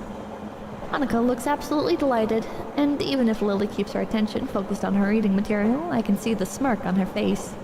They're both extremely pleased. For a moment, I try to work out what Lily's reading, but the cover is too faded to read beyond the fact that Roman letters are on it. A pity I can't read Braille above the printed title. What are you reading, Lily? The title looks like it's in English. That's right. It's And Then There Were None, an old British story. I could read it to you if you'd like. She extends the offer with a grin, obviously in jest. I think I'll pass. Thanks. Aw, cute! I kind of expected it to be like a mansion, but it's like a normal house. Maybe? Or is this 2-story? I can't tell if this is a normal house or if it's 2-story. I think these are like foundation. Yeah, this looks like Michigan. 1 story. Okay. After a seemingly endless trip, we finally reached the promised land of the Sato summer house. Even after the train trip, the walk-up seems to take forever. Despite my grumblings, though, I'd have never guessed that the site would be in store. Guess the site that would be in store for us once we traveled that long, deserted road. It looks more like a farmhouse than the everyday house I'd imagined, small in size and surrounded by trees and bushes. An empty expanse of wheat fields and farming land can be seen as we walk up, the fencing only consisting of rickety old wooden planks. This is a very American-looking house to be in Hokkaido. I have no idea what houses in Hokkaido look like. GeoGuessr bros clutch up. It really drives home how far we are from the major cities and is a site that feels antithetical to the environment I grew up in. The only one thing that doesn't surprise me is its Western styling. Wow, it's amazing out here. It's wonderful. That's nice to hear. While Akira may have said that she's kept the house in reasonable condition, I was worried that we might have different standards of reasonable. It It looks like there isn't another soul for miles. I thought Akira would be the type to keep to the city. Lily furrows her brow in thought, seemingly recalling almost forgotten knowledge. From memory, there's a small town not too far ahead. Other than that, though, this is largely just old farmland. Akira and I stayed in our parents' house, which was in the nearest city for a while. But after they left, we decided to move into a smaller, more easily maintainable house. To find a place like this in Japan nowadays, it's kind of anachronistic. Well, this town does have quite a bit of history. I looked down the street one last time before getting back to the task at hand. Shall we go in? I'm parched. It was a long walk to get here.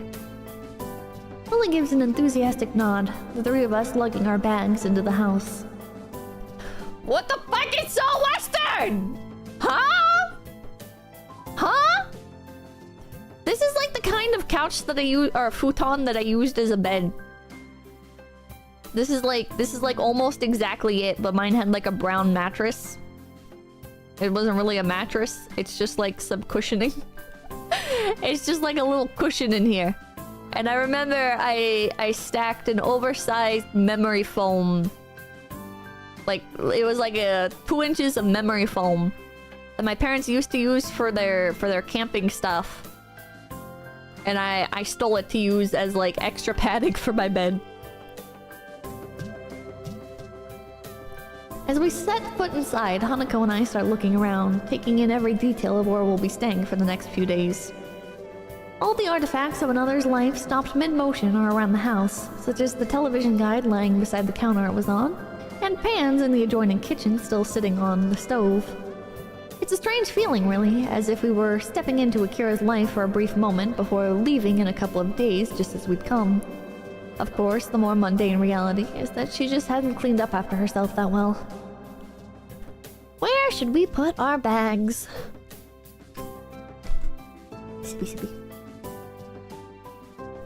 I'll show Hanako our bedroom. You can put yours here if you'd like. You mean I don't have the same bedroom as you two? Hanako flowers into a full blush as Lily takes her cheek in her hand.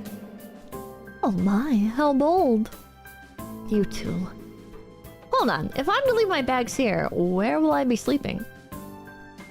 Well, seeing as we lack a guest bedroom... The convertible futon, huh? Sorry, 𝐒𝐸. I sigh, lamenting my place on the bottom rung of the sleeping location priorities. I guess there's no other choice. Lily leaves to show Hanako to their bedroom, so I take a small tour of my surroundings after I drop my bag on the floor. The kitchen, just like the living room, is fairly modest.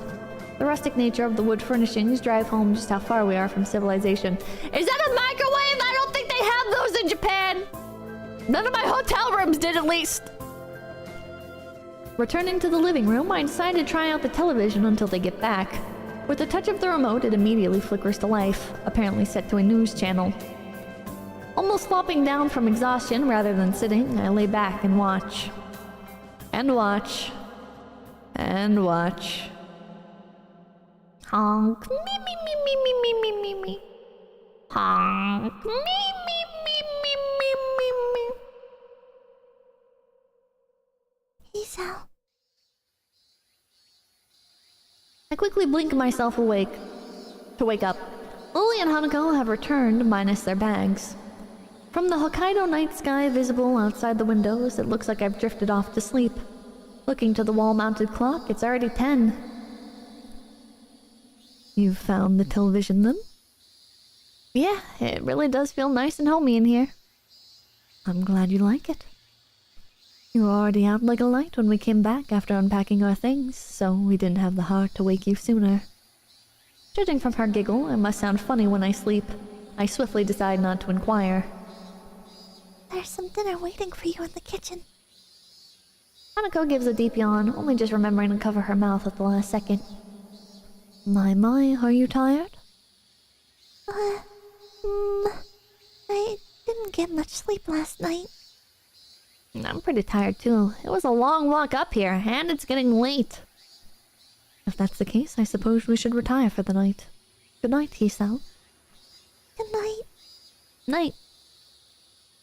With that, they quietly turn and walk back toward their bedroom. Rubbing my eyes, I sigh. I wonder if I'll be able to get back to sleep after being woken up. I suppose I'll eat something and watch some more TV quietly before going to bed. They woke me up just to go back to bed? Bruh? Someone turn off the cicada. Yeah, too fucking loud. What the hell, man? The new asset has red hands. My hands are normal! My hands are normal. Is he still sleeping?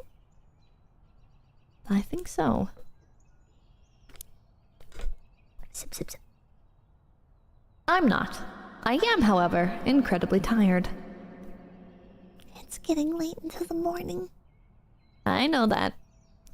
You likely stayed up to watch television. I could hear it from our bedroom. Only because I couldn't get to sleep. Should we wake him? Don't do that, Hanako, please.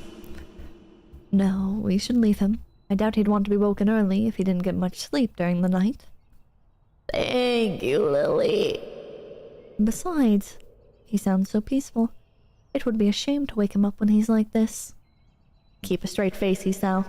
It is nice she cares so much, though. Hanako, could you go to the fridge and fish out what's needed to make lunch? Alright, just the vegetables and rice. That should be enough. We only need something simple, as we can eat in town later.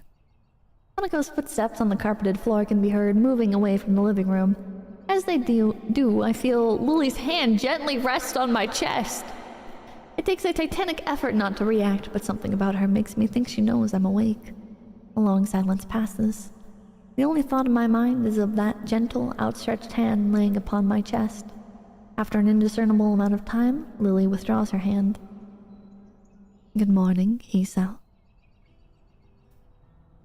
Conceding defeat all too easily, I prop myself up and rub my eyes. How'd you know? Your breathing was off. Well, that makes sense. She couldn't have needed that long to work it out. Knowing her hearing, she likely knew before laying her hand on me. If you want to sleep more, you really should go to bed earlier. I heard the television going long into the night. Sorry about that. My medications have been interfering with my sleep for a while now. Even if I'm tired, I have trouble actually sleeping. I'm sorry for bringing it up, 𝐒𝐴. I sigh. This is exactly the kind of things I wish others wouldn't do. Alright, let's save. Leave her off or address it? Are we going to address it, like, to make her feel better? Like, we're going to talk about it and, like, be honest? Or address it, like, I wish you wouldn't ask me about my medication, woman.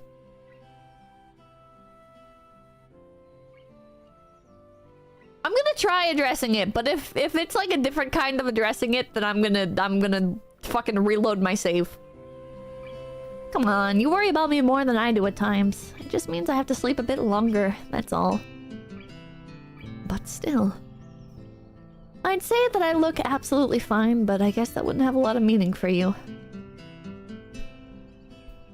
That was kind of a weird thing to say. That was a bit weird. I blinded myself. Maybe we shouldn't say that.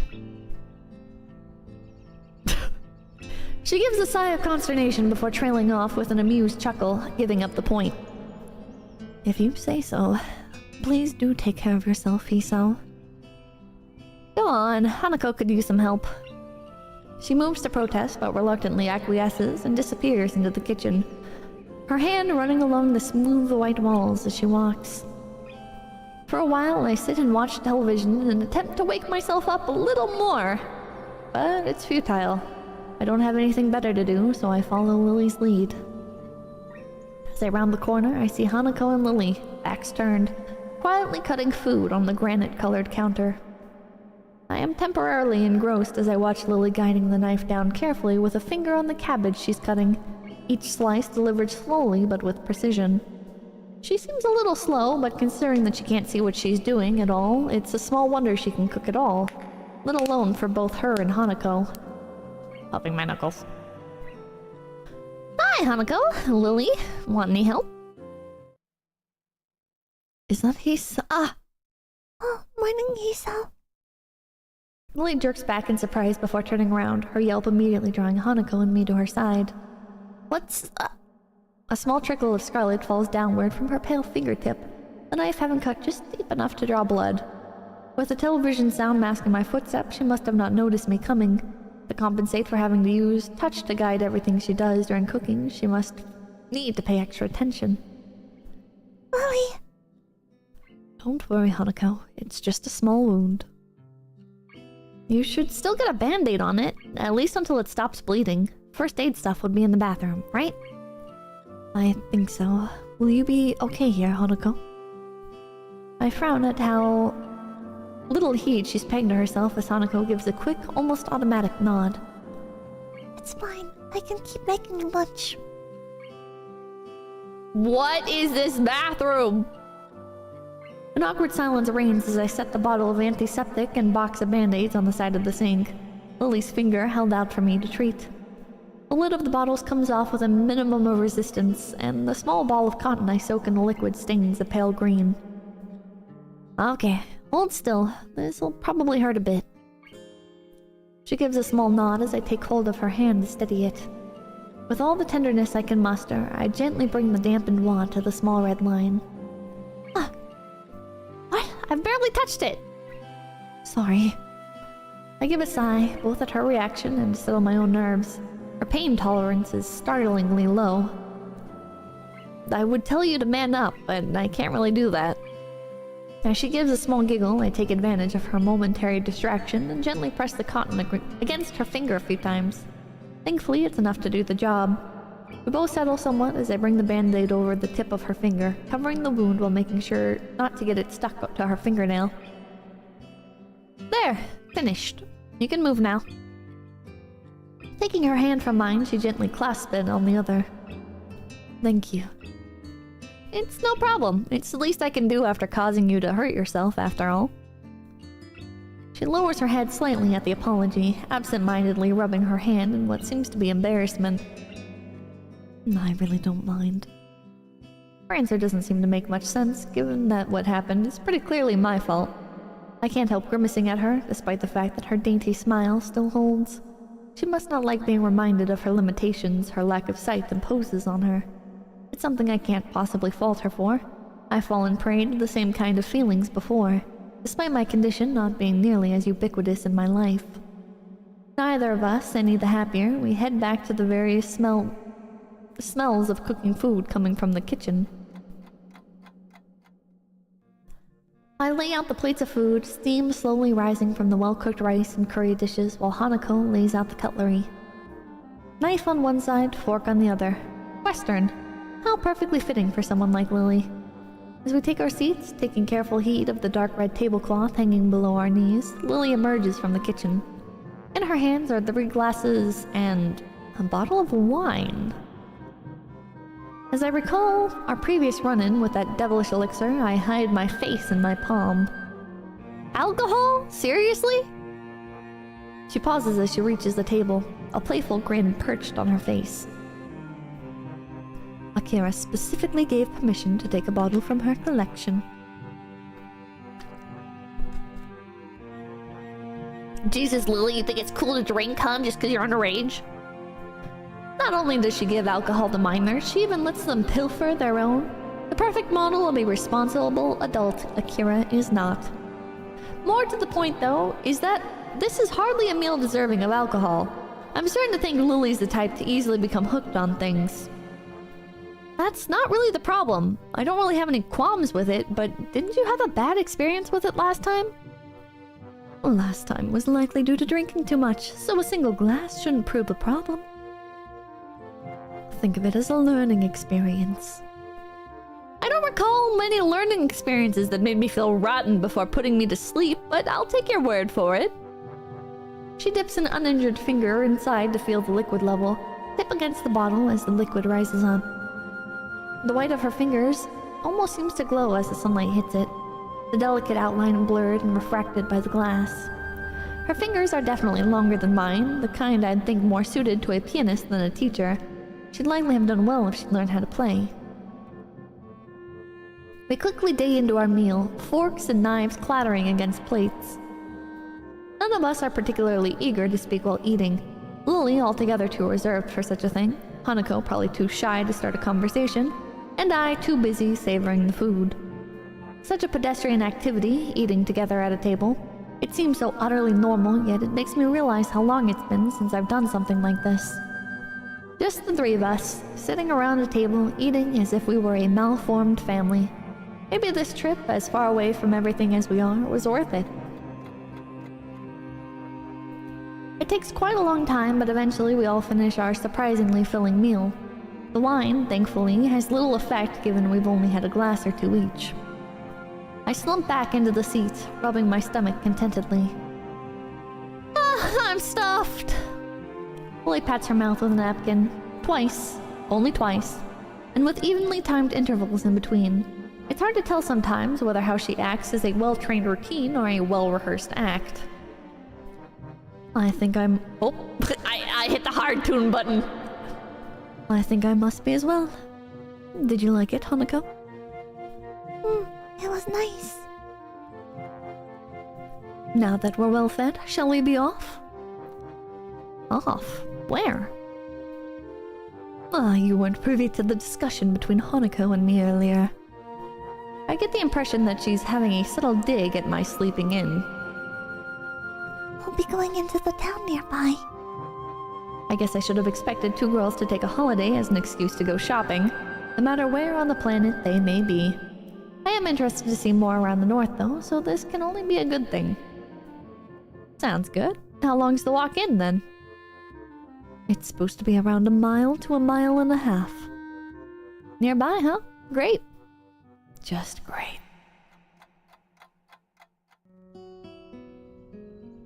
As we climb up the path surrounded by trees and undergrowth, I watch Lilly and Hanako walking ahead.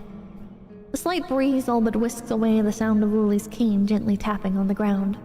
I notice that Lilly since removed the band-aid now that the bleeding of her finger has stopped. A deep, lung-filling breath of the fresh country air makes me wish all the harder that the air around home had been quite so clean. It can't have even been 1/2 mile, but I'm already working up a sweat. It isn't a pleasantly cold day though, so I shouldn't be too hard on myself for it. Hey Lilly, how well do you know this town anyway? Since I've spent quite a few of my vacations here up until I entered Yamaku, I'd say I know it fairly well. We used to drive there once a weekend. How I wish Akira was here to drive us now. I quickly take a moment to rub my hands a couple of times, staving off the oddly cold feeling in them. Did you like it up here? I'd say it was nice during winter, but as you can work out, summers get a little too hot for comfort. It's nice and quiet at least. Wait, what? In Hokkaido? Wouldn't it be... In Hokkaido, wouldn't it be fucking miserable and cold during the winter and then like a comfortable temperature during the summer? My family's real house is quite far south. Oh wait, she's talking about her family's house. When they left Japan, my parents gave it to Akira and me. Only Akira lives there now, after my moving into Yamaku. Well, quiet certainly describes this place. Though, lonely is how I'd put it. Other than the prophesized small town, there isn't another soul for miles around. Coming from a home nestled deep within the big city, it's certainly different.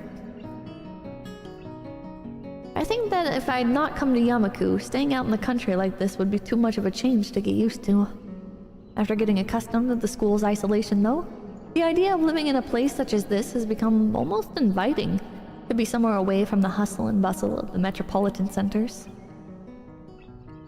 So, Hisa, have you been to Hokkaido before? Nah, I used to live down south and we never had any field trips or holidays up this far. Well, it's a new experience for you then. Yeah, it is. I'm surprised at how nice it feels here. How about you, Hanako?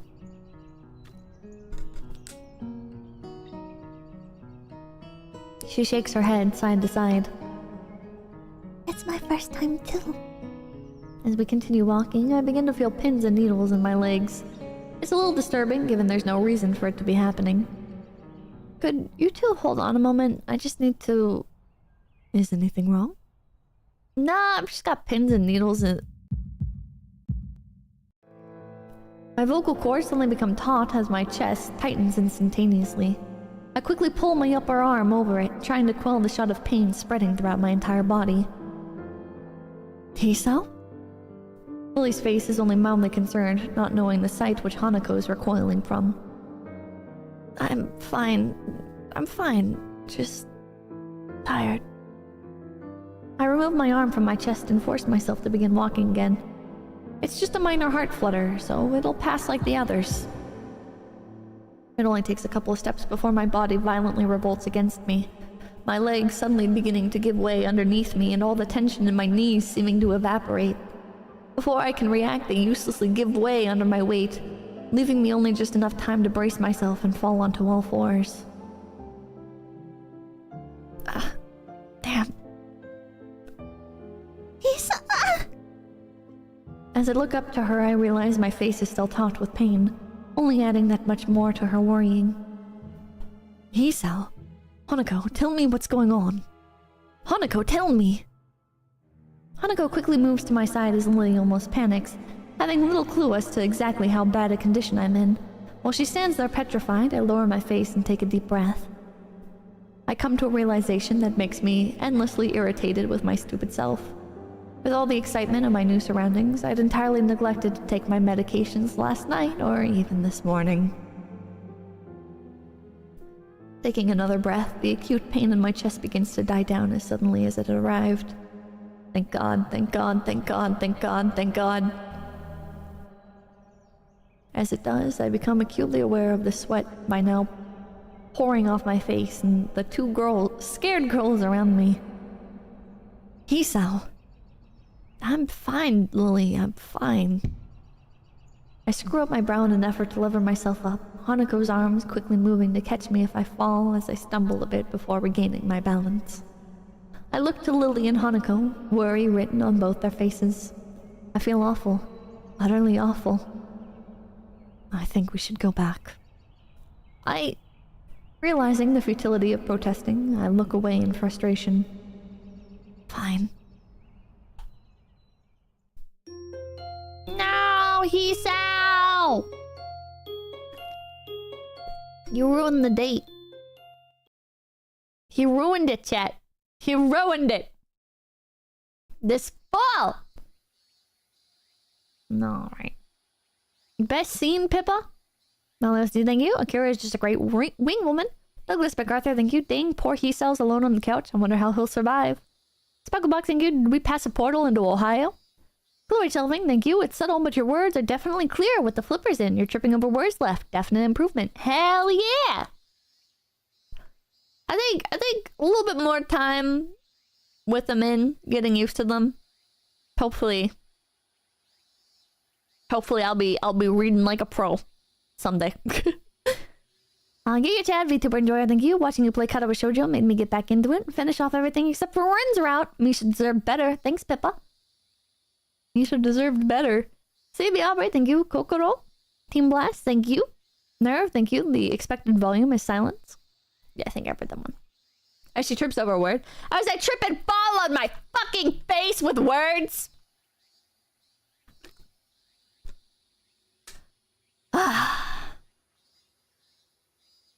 Back to reading.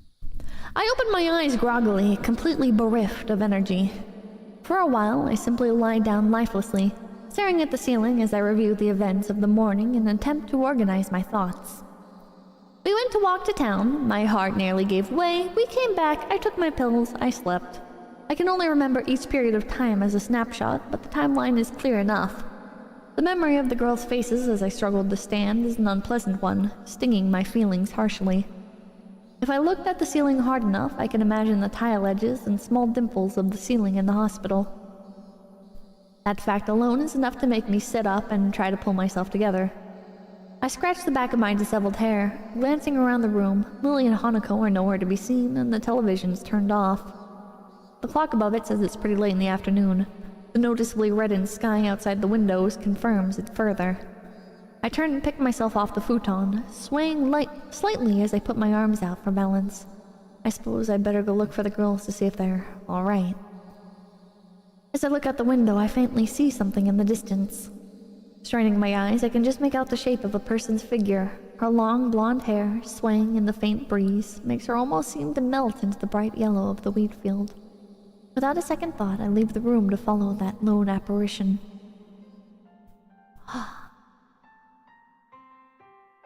The brightness of the setting sun assaults my freshly woken eyes, forcing me to avert them until they adjust. The long yellow strands of wheat brush against my leg as I wade through them, the densely grown field making it hard to advance. Regardless, my eyes stay fixed ahead, true to that solitary figure. Within minutes, I reach her, meters behind her turned back. Lilly? Ah, she's so pretty.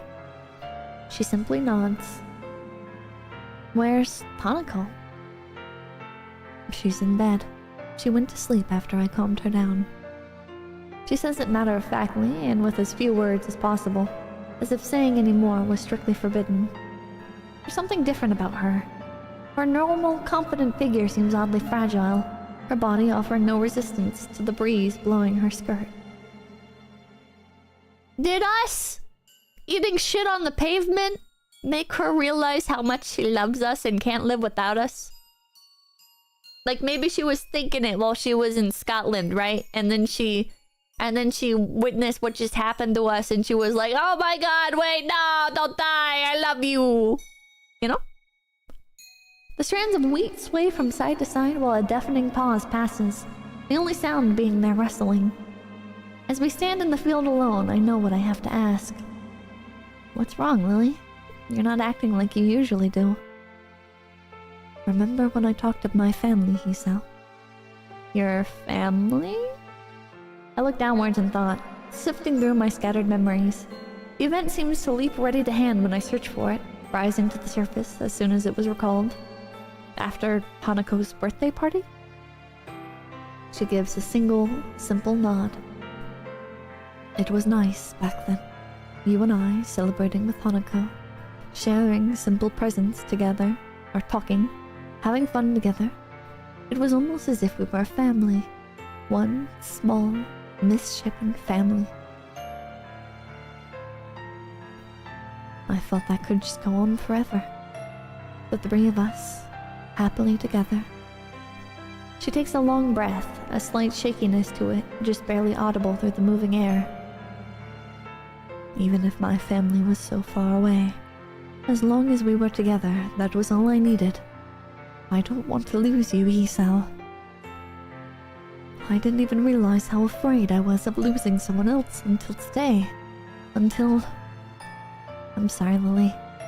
I know my body's weak, but even then I make the most stupid of mistakes. Don't apologize. Please, don't apologize. Lilly? She turns to face me, her pale cheeks stained with tears. One misguided step after another, she stumbles towards me, her arms held out in search of so much as a faint brush against me.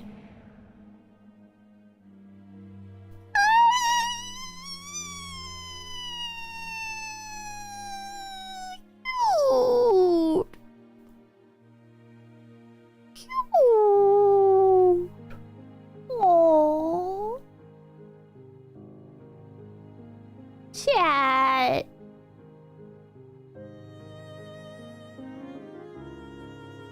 Chat. We got the girl. Unless she turns around and says, and because I cannot handle the idea of losing you, I'm breaking up with you. Never talk to me again. My heart doesn't race nor pound as I step towards Lilly. My eyes. I started tearing up a little bit and I made the mistake of rubbing them, and now there's like salt in my eyes and now it hurts.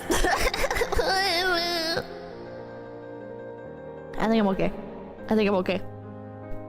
Maybe. Hold on. I'm okay. I'm okay. My heart doesn't race nor pound as I step towards Lily, gently taking and steadying her in my arms as she quickly clutches to me, sobbing. With her face trembling against my shoulder, the next words from her mouth are the last I expected. I love you, 𝐒𝐲.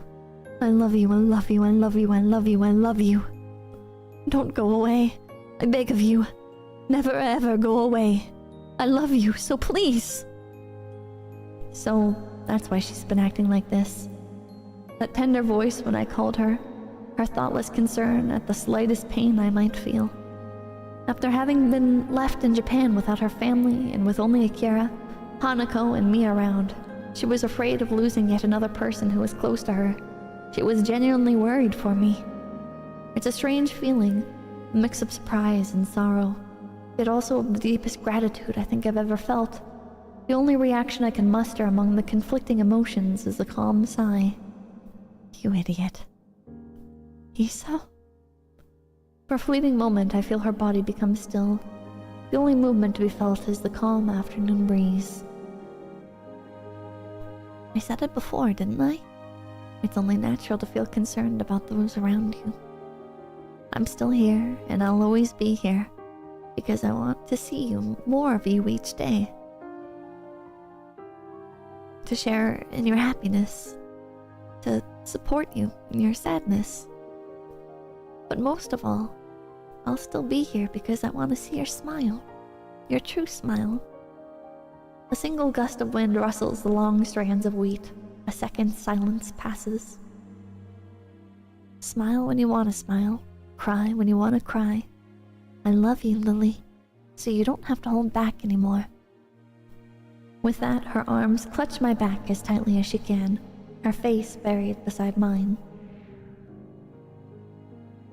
Her tears fall down my back and she cries unrestrainedly as the last of her resistance melts away. 𝐒𝐲! 𝐒𝐲! 𝐒𝐲! I close my eyes and bring my head down to her shoulder, holding her shaking frame tightly. It's okay, Lily. I'll never go away. I promise. We slowly walk back to the house, holding each other tightly as we take a seat inside. Lily leans her head onto my shoulder as I put my arm around her waist. Neither of us have any want to break the silence. With her eyes shut, it's hard to work out whether she's fallen asleep. Not that I mind. The warmth of her body leaning against me, the softness of her hand delicately held in mine. For a long, long time, we sit leaning against one another, sharing our warmth and feelings as night eventually begins to settle in. Lily's gentle, soft voice ends the silence. Thank you, 𝐒𝐲. Thank you for returning my feelings. Did you think I wouldn't? There was a possibility. I take a deep breath and thought, that much was only my fault. It's funny, actually. I was thinking of telling you about my feelings sometime soon. I guess in that way you saved me the effort. She raises her head a little and gives a tiny, amused giggle. I smile at how earnest it is, so girlish in its lightness. She collects herself soon afterward, her hair resting against my shoulder. Feeling a bit better? She gives a small nod. You are thoughtful, 𝐒𝐲. That's why I like you. I'm sorry I'm like this. As much as I didn't want to make you concerned for me, I couldn't do anything to prevent it. Don't apologize for it. Please don't. Lily? Have I ever apologized for my blindness even once? You can't help the way you were born, 𝐒𝐲. There's no point in apologizing for who you are. She says this with surprising conviction. In the end, it was perhaps this mentality which spurred her to befriend me in such a short amount of time. In addition to her motherly instincts, she did seem to become trusting very quickly, but I'd never questioned why. Now it seems obvious that she did so to help me as I went through one of the lowest points of my life. I moved to respond but cut myself off as I feel her fingers run gently through my hair. I feel their soft and delicate touch moving downwards to trace the contours of my face, her palm finally settling on my cheek. You're a beautiful person, Hisao. Please don't ever apologize for that. For a moment, I'm utterly speechless. I slowly bend my head down, placing a tender kiss on her light, voluminous hair. We're a couple of right old fools, aren't we? We are. After a long calm, she speaks again. Hisao? Yes? I wouldn't mind if you... I feel her hand tensing under mine, trembling slightly. Her mouth opens, but try as I might, I can't formulate a response to her proposition. Lily? Before I can say another word, she slips her hand from under mine and tenderly holds the side of my face once more. Please. I give a peaceful smile, holding her hand against my cheek as I nod a single time. Okay. As I look into her eyes, she leans towards me. Her delicate lips touch mine as she guides herself with her hand. She breaks off not a second later, faintly smiling. I love you, Hisao. We kiss again, this time with both of us meeting the other. While the previous kiss was one of love, this was one of lust. Our tongues meeting and our breathing heavy. After precious seconds we part, both our faces well and truly flushed. Both of us bring our fingers to our lips in unison, recalling that fleeting feeling, rapidly becoming buried both by our urges and bashfulness. Lily is the first to shift uncomfortably, though. What is it? Should we get more comfortable? Okay. Now that she mentions it, this futon would be a bit too narrow to do much on. Huh? Sex? Considering the thoughts running through both of our minds, it's no small wonder one of us had any measure of foresight left. I take her hands and guide her sideways as I move, a brief and awkward dance ending with both of us tentatively sitting on the floor opposite each other. As I reach forward to pull her top up, she stops after she moves her hands to do the same. Sex? You're shaking. I pause for a moment and look at my hands. Sure enough, they're quivering slightly. Whether it's from nervousness or excitement, I'm not sure. I guess I am. So you're as nervous as I am, then. I withdraw my hands and sigh, steadying myself. We have plenty of time. There's no need to rush this. Sorry, it's my first time, so I'm a bit... She giggles shakily, all but confirming what I reasonably deduced by now. It's the same for me. I'm happy we could share this together. You guys haven't even been, dating for what are you doing? You're not even out of high school yet! What are you doing? Chat! Chat! It's an adult game. They're teenagers! Jesus Christ. It's called being in love. If you truly love the other person, you can wait until marriage. I match her smile twofold, leaning forward and taking her body in my arms as she reaches to hug me back. I love you, Lily. You already said that. I can't help grinning. Even in such a situation, she still has her wits about her. Breaking our embrace, we decide to take off our own clothing. While it's easier this way, I don't doubt it's just an attempt to distract ourselves from our nerves. With slightly stiff hands, I begin to slide the first button out from my shirt. Once we remove the last of our clothes, we end up haphazardly piled behind us. My breath is taken by the sight in front of me.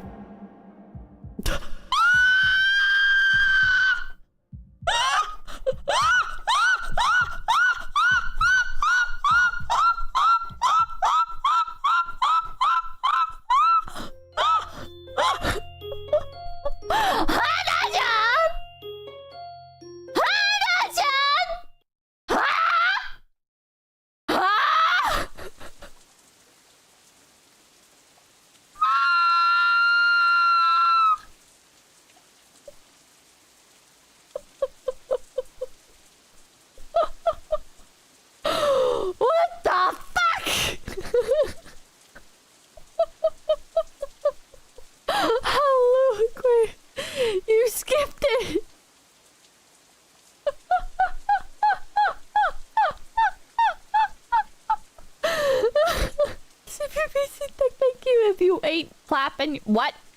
What? Perfect sensor. No. Different futon. Wait, is the futon different? Actually, boy, thank you. Lily, let me squash. What? What? Yeah, that's to be really guarding those flowers today, huh? Ooh, man. Jesus Christ. After being woken by a sound, I opened my eyes with a measure of reluctance. Chat, if you want the loot scene, you just have to go download the game yourself and play it. Douglas MacArthur, thank you. The scene is pretty wholesome, though. Do recommend checking it out off stream. There you go, chat.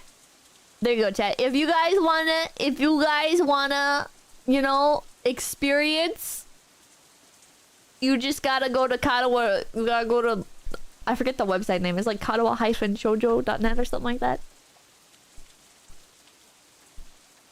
And I don't know if there's a donation link or anything, but you can like toss some money their way if that's an option. Sparkle, thank you. Those squashes are worth at least $20. I did not expect that as a sensor. Jesus Christ. I thought it would be like, I don't know, like just like whited out or something and the text would still happen. But, huh. Turning my head to the left, I find the rain outside sweeps against the windows loudly. Spray after wind-blown spray lashes against the glass, as if trying its hardest to make up for the summer's previous heat. I sit up on the futon, holding the back of my neck to try and subdue the pain from my awkward sleeping position. By all accounts, I should be lamenting the turn in the weather. Given that this is our last day here, the events of yesterday refuse to stop flooding my mind. The feeling of holding Lily's crying body in my arms, the rush of lust and hormones that flowed through us as we spent the night together. It seems almost futile to try and rationalize everything that happened. In an attempt to distract myself, I groan and lean over to retrieve my bag without standing, pulling out one bottle after another. I take the daily regimen's worth of pills from their containers and swallow them without further ado. It took a surprisingly short amount of time to get used to swallowing pills without water. That said, I suppose the same thing goes for getting used to living in a school for disabled students. Remembering Yamaku, I become all the more grateful for having the chance to get away, even if it's just for the shortest of times. I appreciate the chance to spend time alone with Lily and Hanako, away from the bustle of school life, even considering the latest complications. I never thought I'd say it, but the idea of living away from the city in a nice, tranquil area is an inviting one. It's a thought that, barely a year ago, would have seemed simply ludicrous. A flash of pink, no doubt Hanako's gown, peeks from around the corner. Realizing I must look like a sight since I've only just woken up, I slap the remaining pills into my mouth and run a hand through my hair. Good morning, Isao. Good. Reply to her, completely forgetting that I'm in the middle of swallowing a particularly large pill. Coughing and sputtering, I violently gag on it. Isao. After sputtering loudly and tapping my chest a couple of times to force it down, I managed to recover. I'm fine. Sorry, forgot I was swallowing. Sorry, I didn't mean to. I hold up my hand, gesturing for Hanako to stop. I gagged. It's my fault. Morning, Hanako. She pauses a moment before bowing in reply. I can't tell if she's wearing pants. Staggering in behind Hanako is the familiar figure of Lily, also dressed in her pajamas, with her eyes full of sleep and her hair bedraggled. She's a sight to behold. Hi, Lily. Good morning, Isao. For a while, a silence hangs in the air as neither of us knows what to do. Given what happened last night, we both have more than enough reasons to be finding the situation awkward. Just how are we meant to react to meeting each other after something like that? The best course of action would probably be to talk to Lily alone, to set things in order. I'll start making breakfast. Lily evidently catches on to my train of thought. I'll help. Hanako, could you set the table? What are you gonna talk about? Like, so... We had sex.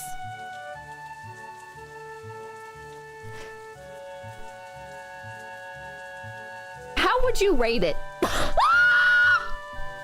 Like, what do you even fucking say? Marriage, obviously. What the fuck? So are you pregnant? I think you should take a test. Show perfume. She nods, her head disappearing into a cupboard as she quickly goes about her assigned task.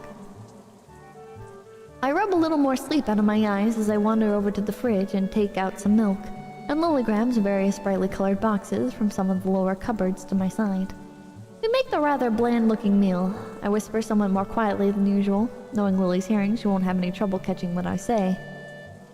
Are you okay, Lily? After last night? She gives a delicate nod, her expression weak. She doesn't look okay! Though her tiredness surely plays a part, she seems genuinely unsure about what's happened between us and how to move ahead. I can't say I blame her, considering my feelings are the same. I'm sorry, Isao. I wasn't thinking straight yesterday. I never stopped to consider you or Hanako, and I even went as far as... What the fuck did they do?! What did they do?! Like, obviously sex, but what did they do?! She's winding herself up, with her hands and voice both tightening. I give her a gentle bump to try and lighten up the situation. You don't have to apologize. I said I liked you as well, after all. Did Lily rape us? Lee, Red Whale, thank you. Not bad for your first time.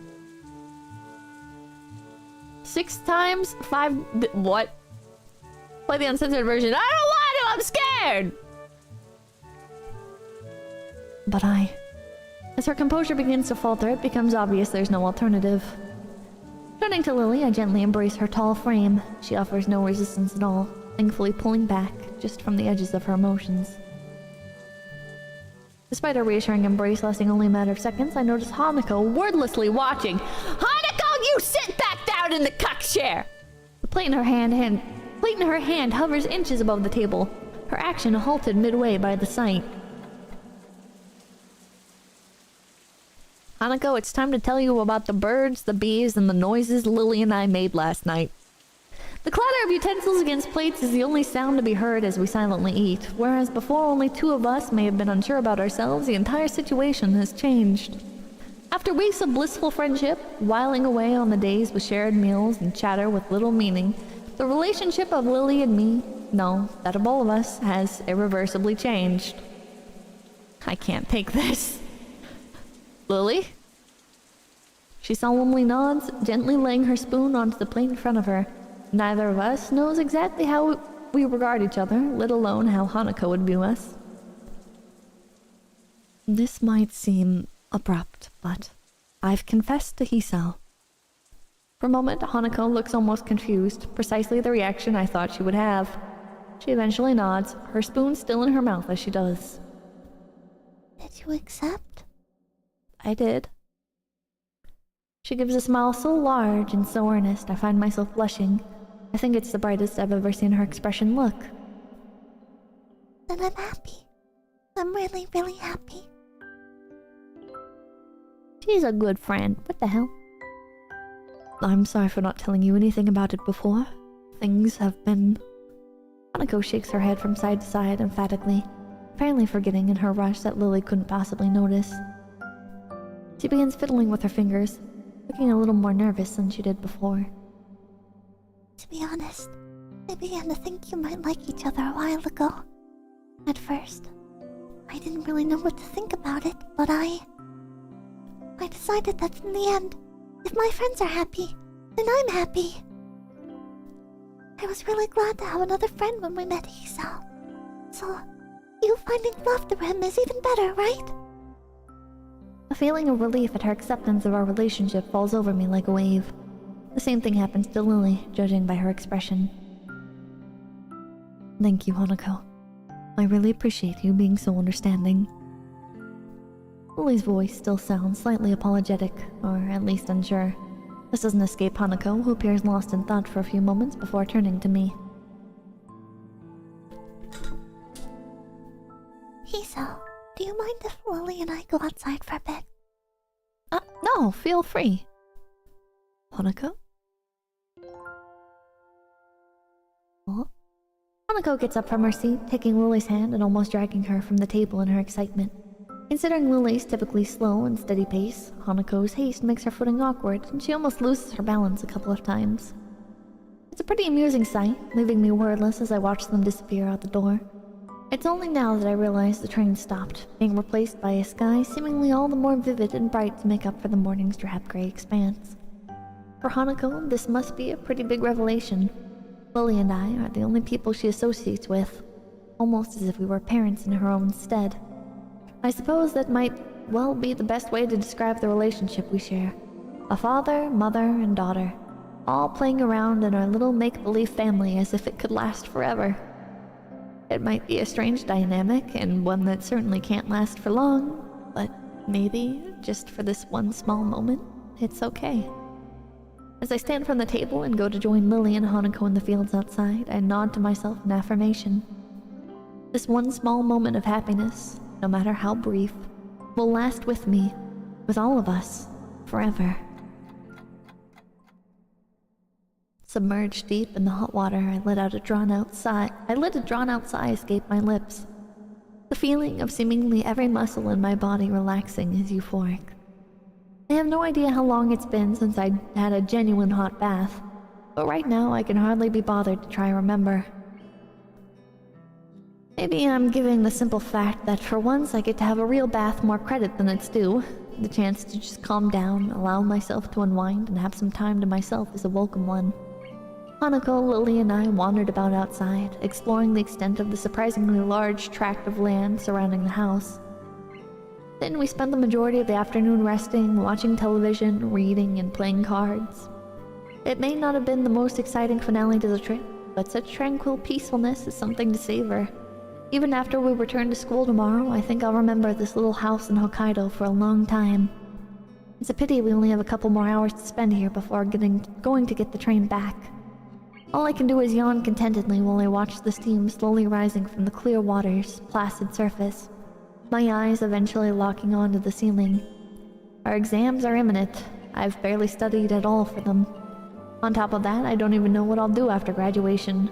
Passing exams is all well and good, but to what end? Also, now of all times, I'm getting into a relationship. What the hell am I doing? I guess I shouldn't think like that. What's done is done, and maybe this could be viewed as just another aspect of my new life that I'm working on. I enjoy being with Lily. There's more to life than school and a career, after all. As I busily attempt to rationalize all that's happened, I hear a series of raps on the door. I pick myself up and sit upright, trying to figure out the source. 3, no more and no less. Light yet assertive in their tapping, and timed regularly enough to tune a metronome. I'd be extremely surprised if it wasn't Lily. May I come in? No, I'm bathing! Yeah, it's Lily. I'm still in the bath. I'll be out in a sec. I know. What the fuck? The voice coming from the other side of the door freezes me. After a second's thought, I rest on the side of the bath and let my arms dangle over the side. Despite trying my best to play it off, I can't help letting my mind wander. Sure. Come in. Well, I guess you can't see anything, so like it's fine, right? Like she can't stare. She's blind. With that, she opens the door, slowly walking into the room and closing it behind her. She looks oddly calm, countering my racing heart. Hey, Lily?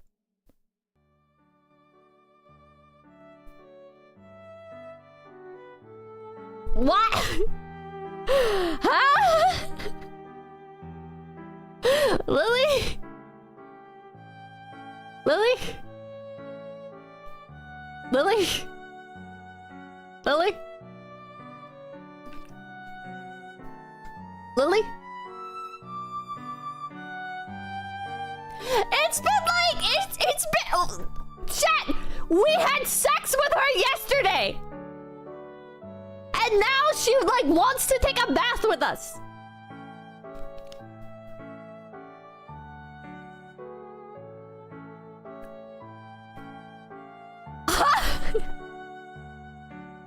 What the fuck? What the fuck?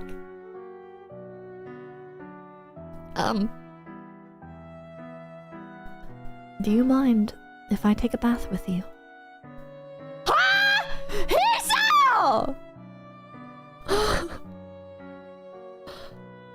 I don't mind. Go ahead.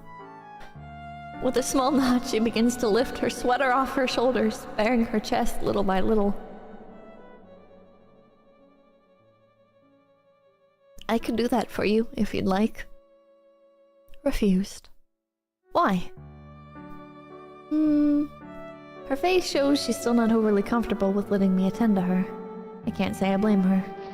She continues undressing, her shirt and skirt falling to the floor and leaving her in the white lace bra and panties. Eventually, she stands bare in the center of the room.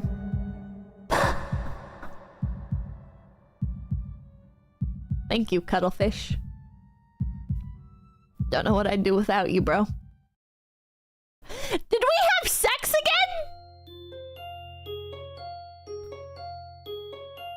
We just had sex yesterday! Chat! Chat!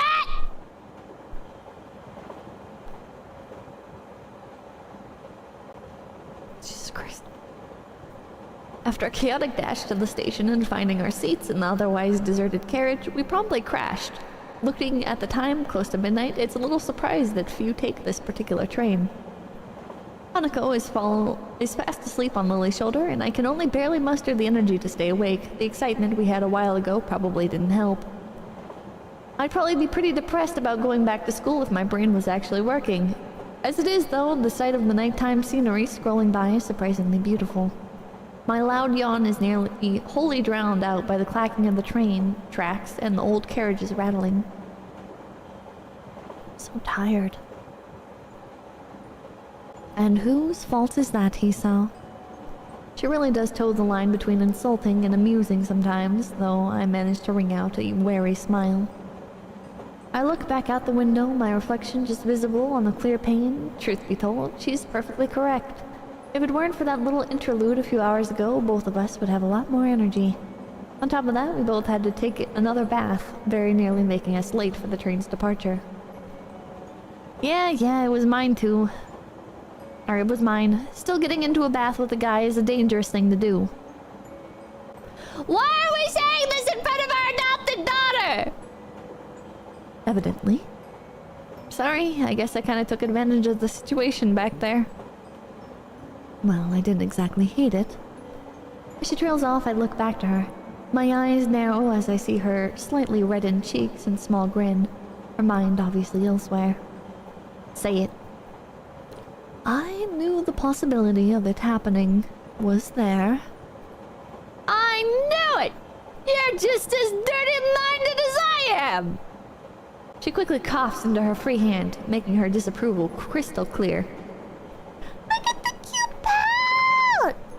Look at the cute pout, chat! Aww. She's cute. That's a rather crude way of putting it. Oh, and you would suggest?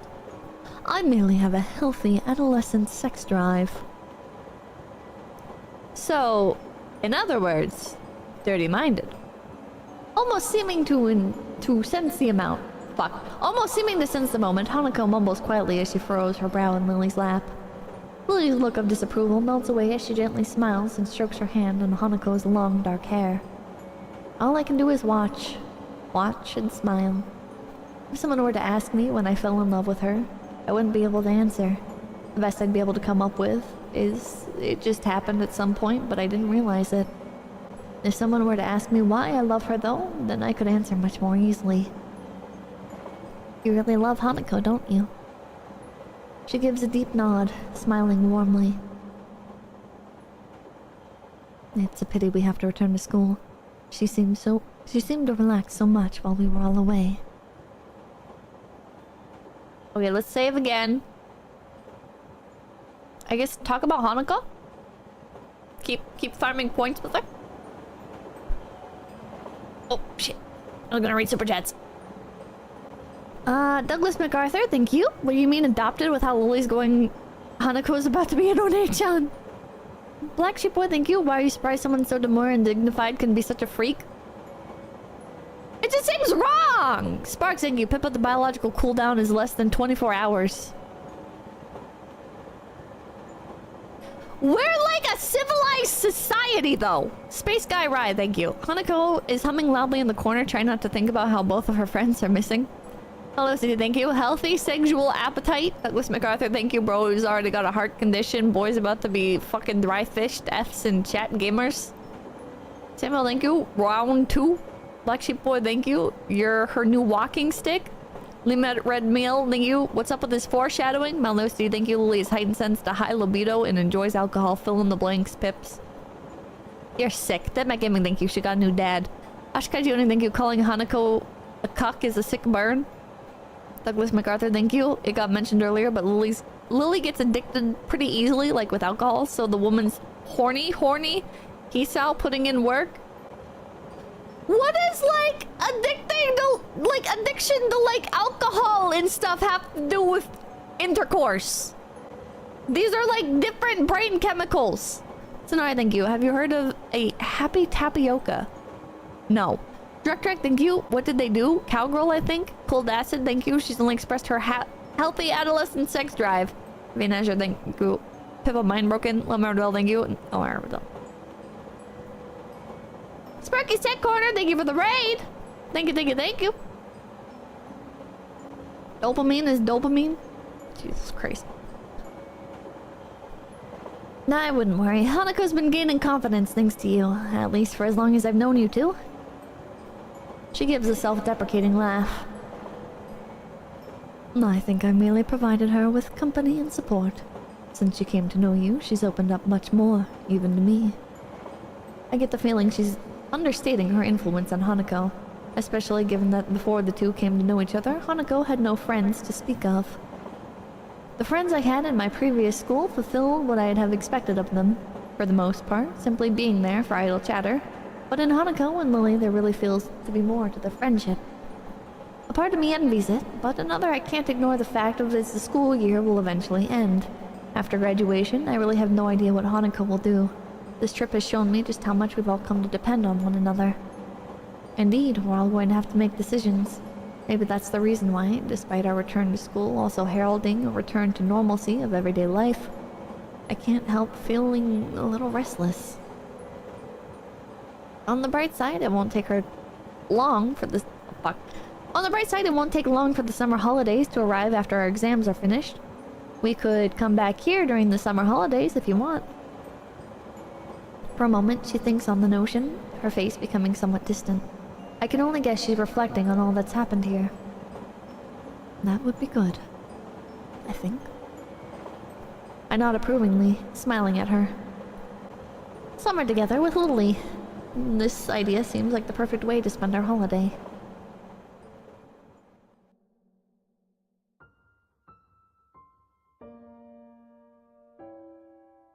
Is that the end? No, okay. Rebestia, thank you. Well, Pippa, I can't say firsthand, but I've been told it... Okay. Jackie, thank you. Did you know the song that played in the bathroom scene is called To Become One? Okay, buddy. Alright, buddy. One more act? Chad, I don't think this is the final chapter! Laura, thank you. I can, and it does. Chad, I don't think we're... Chad, I think we got another Katawa Shoujo stream coming up. There's still a ways to go. Okay, well... Let me just...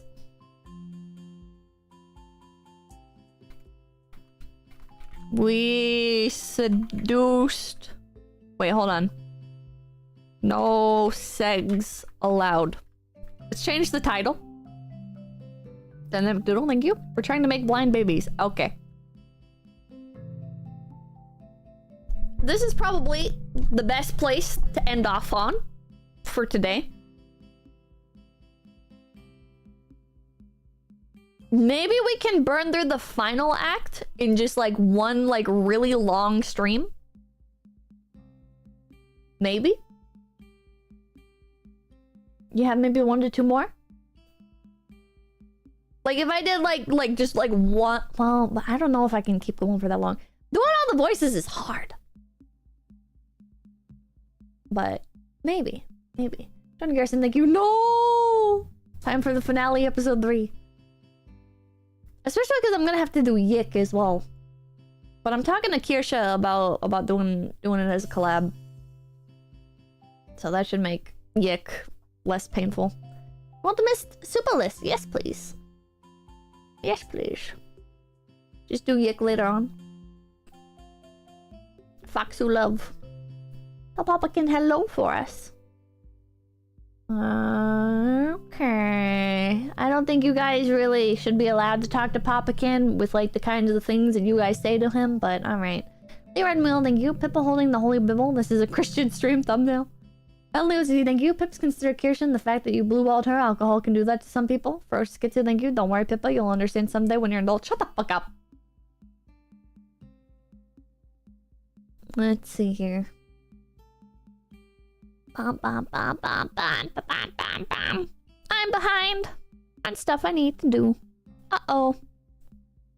Uh-oh.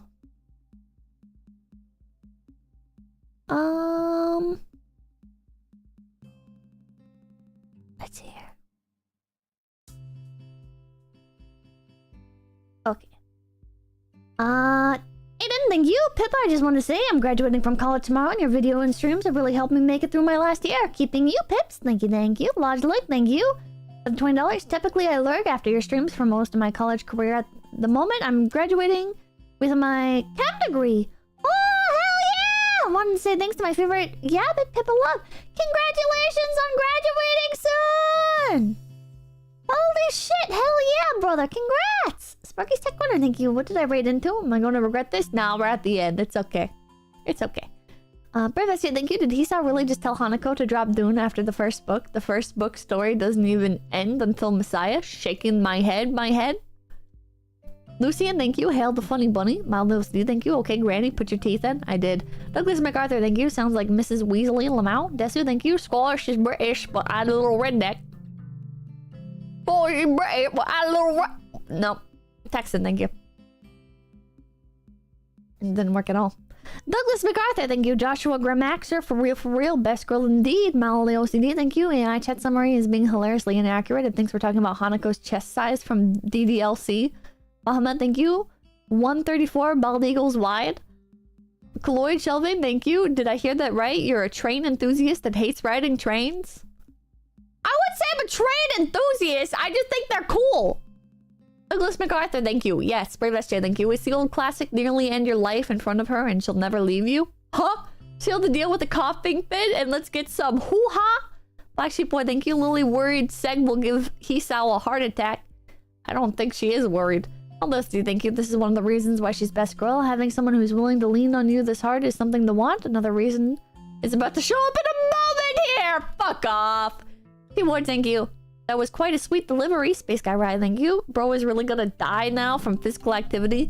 Common sense, bro, thank you. Better hope you remember to activate the censored option, Pippa. T-Ward, thank you. Pippa, get a sensor. Devil's Advocate, thank you. Hisao relieved his girl can't see his small package. Mildly OCD, thank you. Healthy sexual appetite. Ashkai Joni, thank you. He could die at any moment. Let him have this. Tonwin, thank you, but I want you to describe it. Lol. J. Kang, please don't. Guy Incognito, thank you. Hanako heard everything. The Black Sheep Boy, thank you. Hisao, I'm cooking breakfast. Would you like SEGGS? I mean eggs. Space Guy Ride, thank you. Darn you, Chinchilla. Rivian Azure, thank you. Pippa's mind broke at the sexy. Guida, thank you. Dude's got heart problem. Is getting segged silly non-stop, but it seems Lily can't see the issue. Lee Redmuel, thank you. Lily would frequent Tinder in modern times. Malcolm Liang, thank you. I can testify. I remember the eyeball say-so looking people throwing me some real curveball conversations unprompted. CZ VW, thank you. You awoken her dormant latent nymphomania. Jesus Christ. Jesus fucking Christ. Kill this waiting room. Wait, there's a waiting room? That's not that. What? What?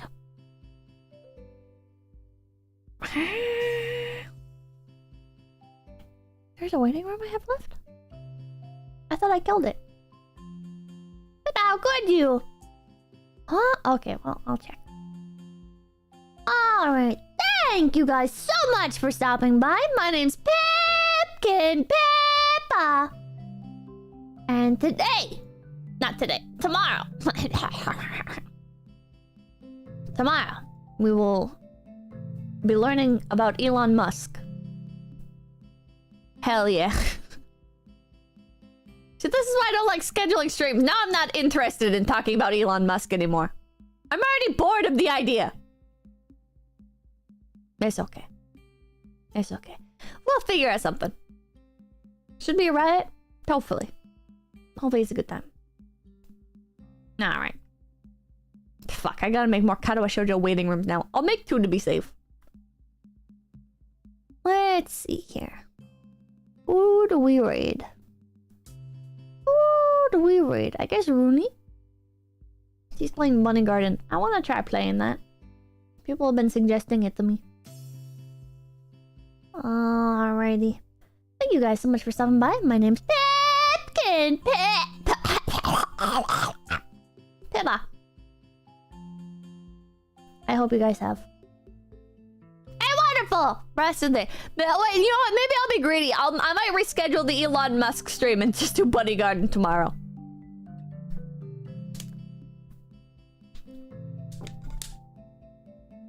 Would that be okay? Would that be alright? Eye tracker? My eye tracker is somewhere in storage. Yes? Do it? Okay. Alright, thank you guys so much for stopping by. My name's 𝐵𝐵𝐵𝐵𝐵. I'll see you guys tomorrow with Bunny Garden, not Elon Musk, because I don't feel like talking about him again. Okay, bye-bye! Till the fluff is away! Till the fluff is away! Till the fluff is away!